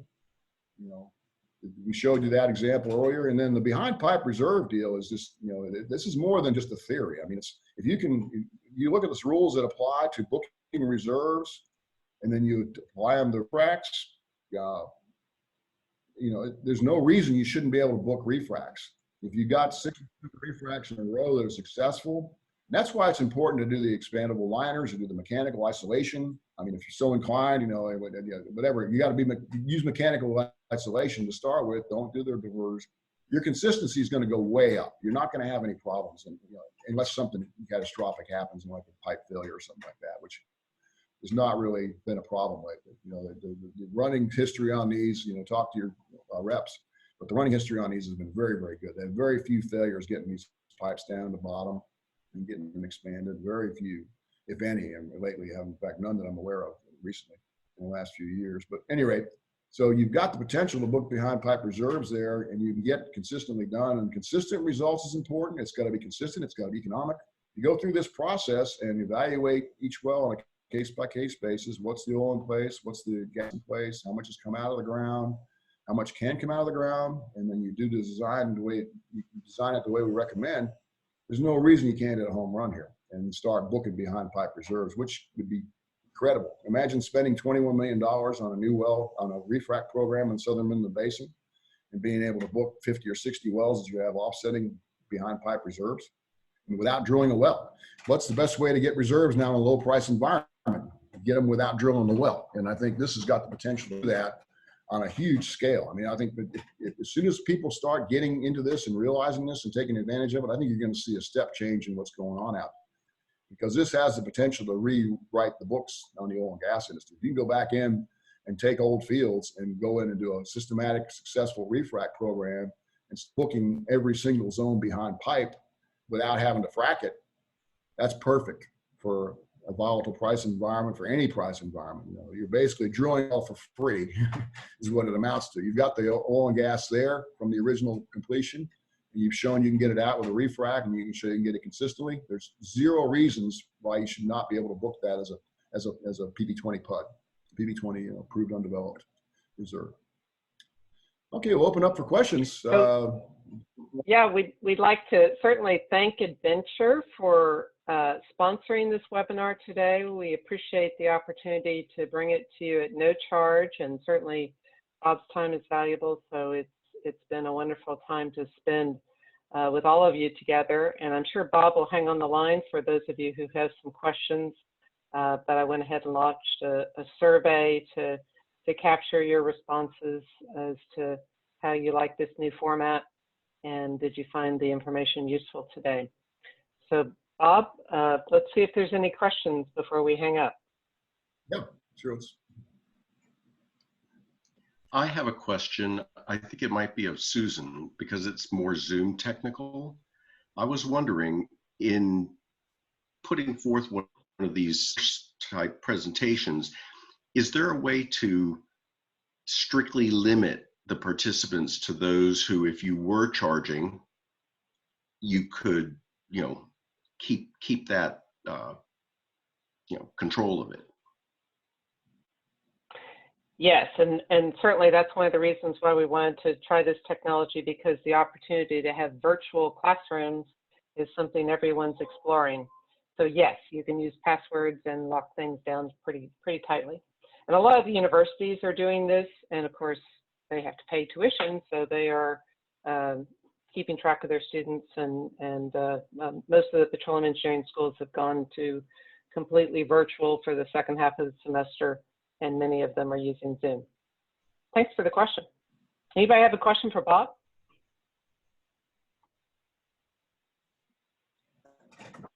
I think that's a testament to the great presentation that you did. Thank you, Bob. Say a blind squirrel You answered them all as they went. And if anything comes to mind, you know, don't hesitate to drop me an email. You know, like I say, in questions, there's consulting opportunities, and I do like to eat. So, you know, short, quick questions, no problem. We're glad to answer them. We'll send everybody a copy of the slides. We'll send everybody the spreadsheets, and we'll have our contact information on there. If anything comes to mind later on, whatever, you just don't hesitate to ask. And the important thing is understanding the concepts, because I think once people do understand these concepts, it's going to be a game changer out there. You know, we're just scratching the surface with Refracs right now. We're really not taking advantage of what Refracs can give us. And it's been that way for a while, but I think now with the technology being where it is, we don't have an excuse anymore. We had excuses in 07, 08, and 15 and 16, you know, because everybody thought diverters were the only way to go. Well, that's not the case anymore. And we've got the tools out there. We've got the analytic techniques out there to make this work. And I think that Refracs have the potential to overtake new well development in this type of environment if people do it right. You know, I mean, I'm not just saying that because we're in the Refrac business. It's just, when you look at all the stuff we presented today, there's no reason why you shouldn't see a huge surge in Refrac activity. You know, again, done right this time, you know, which this time it is going to be different. So many times people have said that, but I think this time all the cards right, or I think Refracs are going to no longer be one of Rodney's no respect issues. I think it's going to be something of respect. And if you do not Bob, receive, let me just one thing. If you do not receive an email from us with the link to the recording and the PDF and all that before the end of the week, give me a couple of days to get all this stuff loaded up, then please drop us an email, because that means that I did not get your email address from when you're signed in, or I was not sure that that was you. So if you would, just drop me an email at training@scacompanies.com. All right, Susan, go ahead and wrap her on up. Thanks so much for sharing your wisdom and experience with us today, Bob, and we look forward to seeing all of you in the future in person. Thanks. Bye. Thanks, Susan.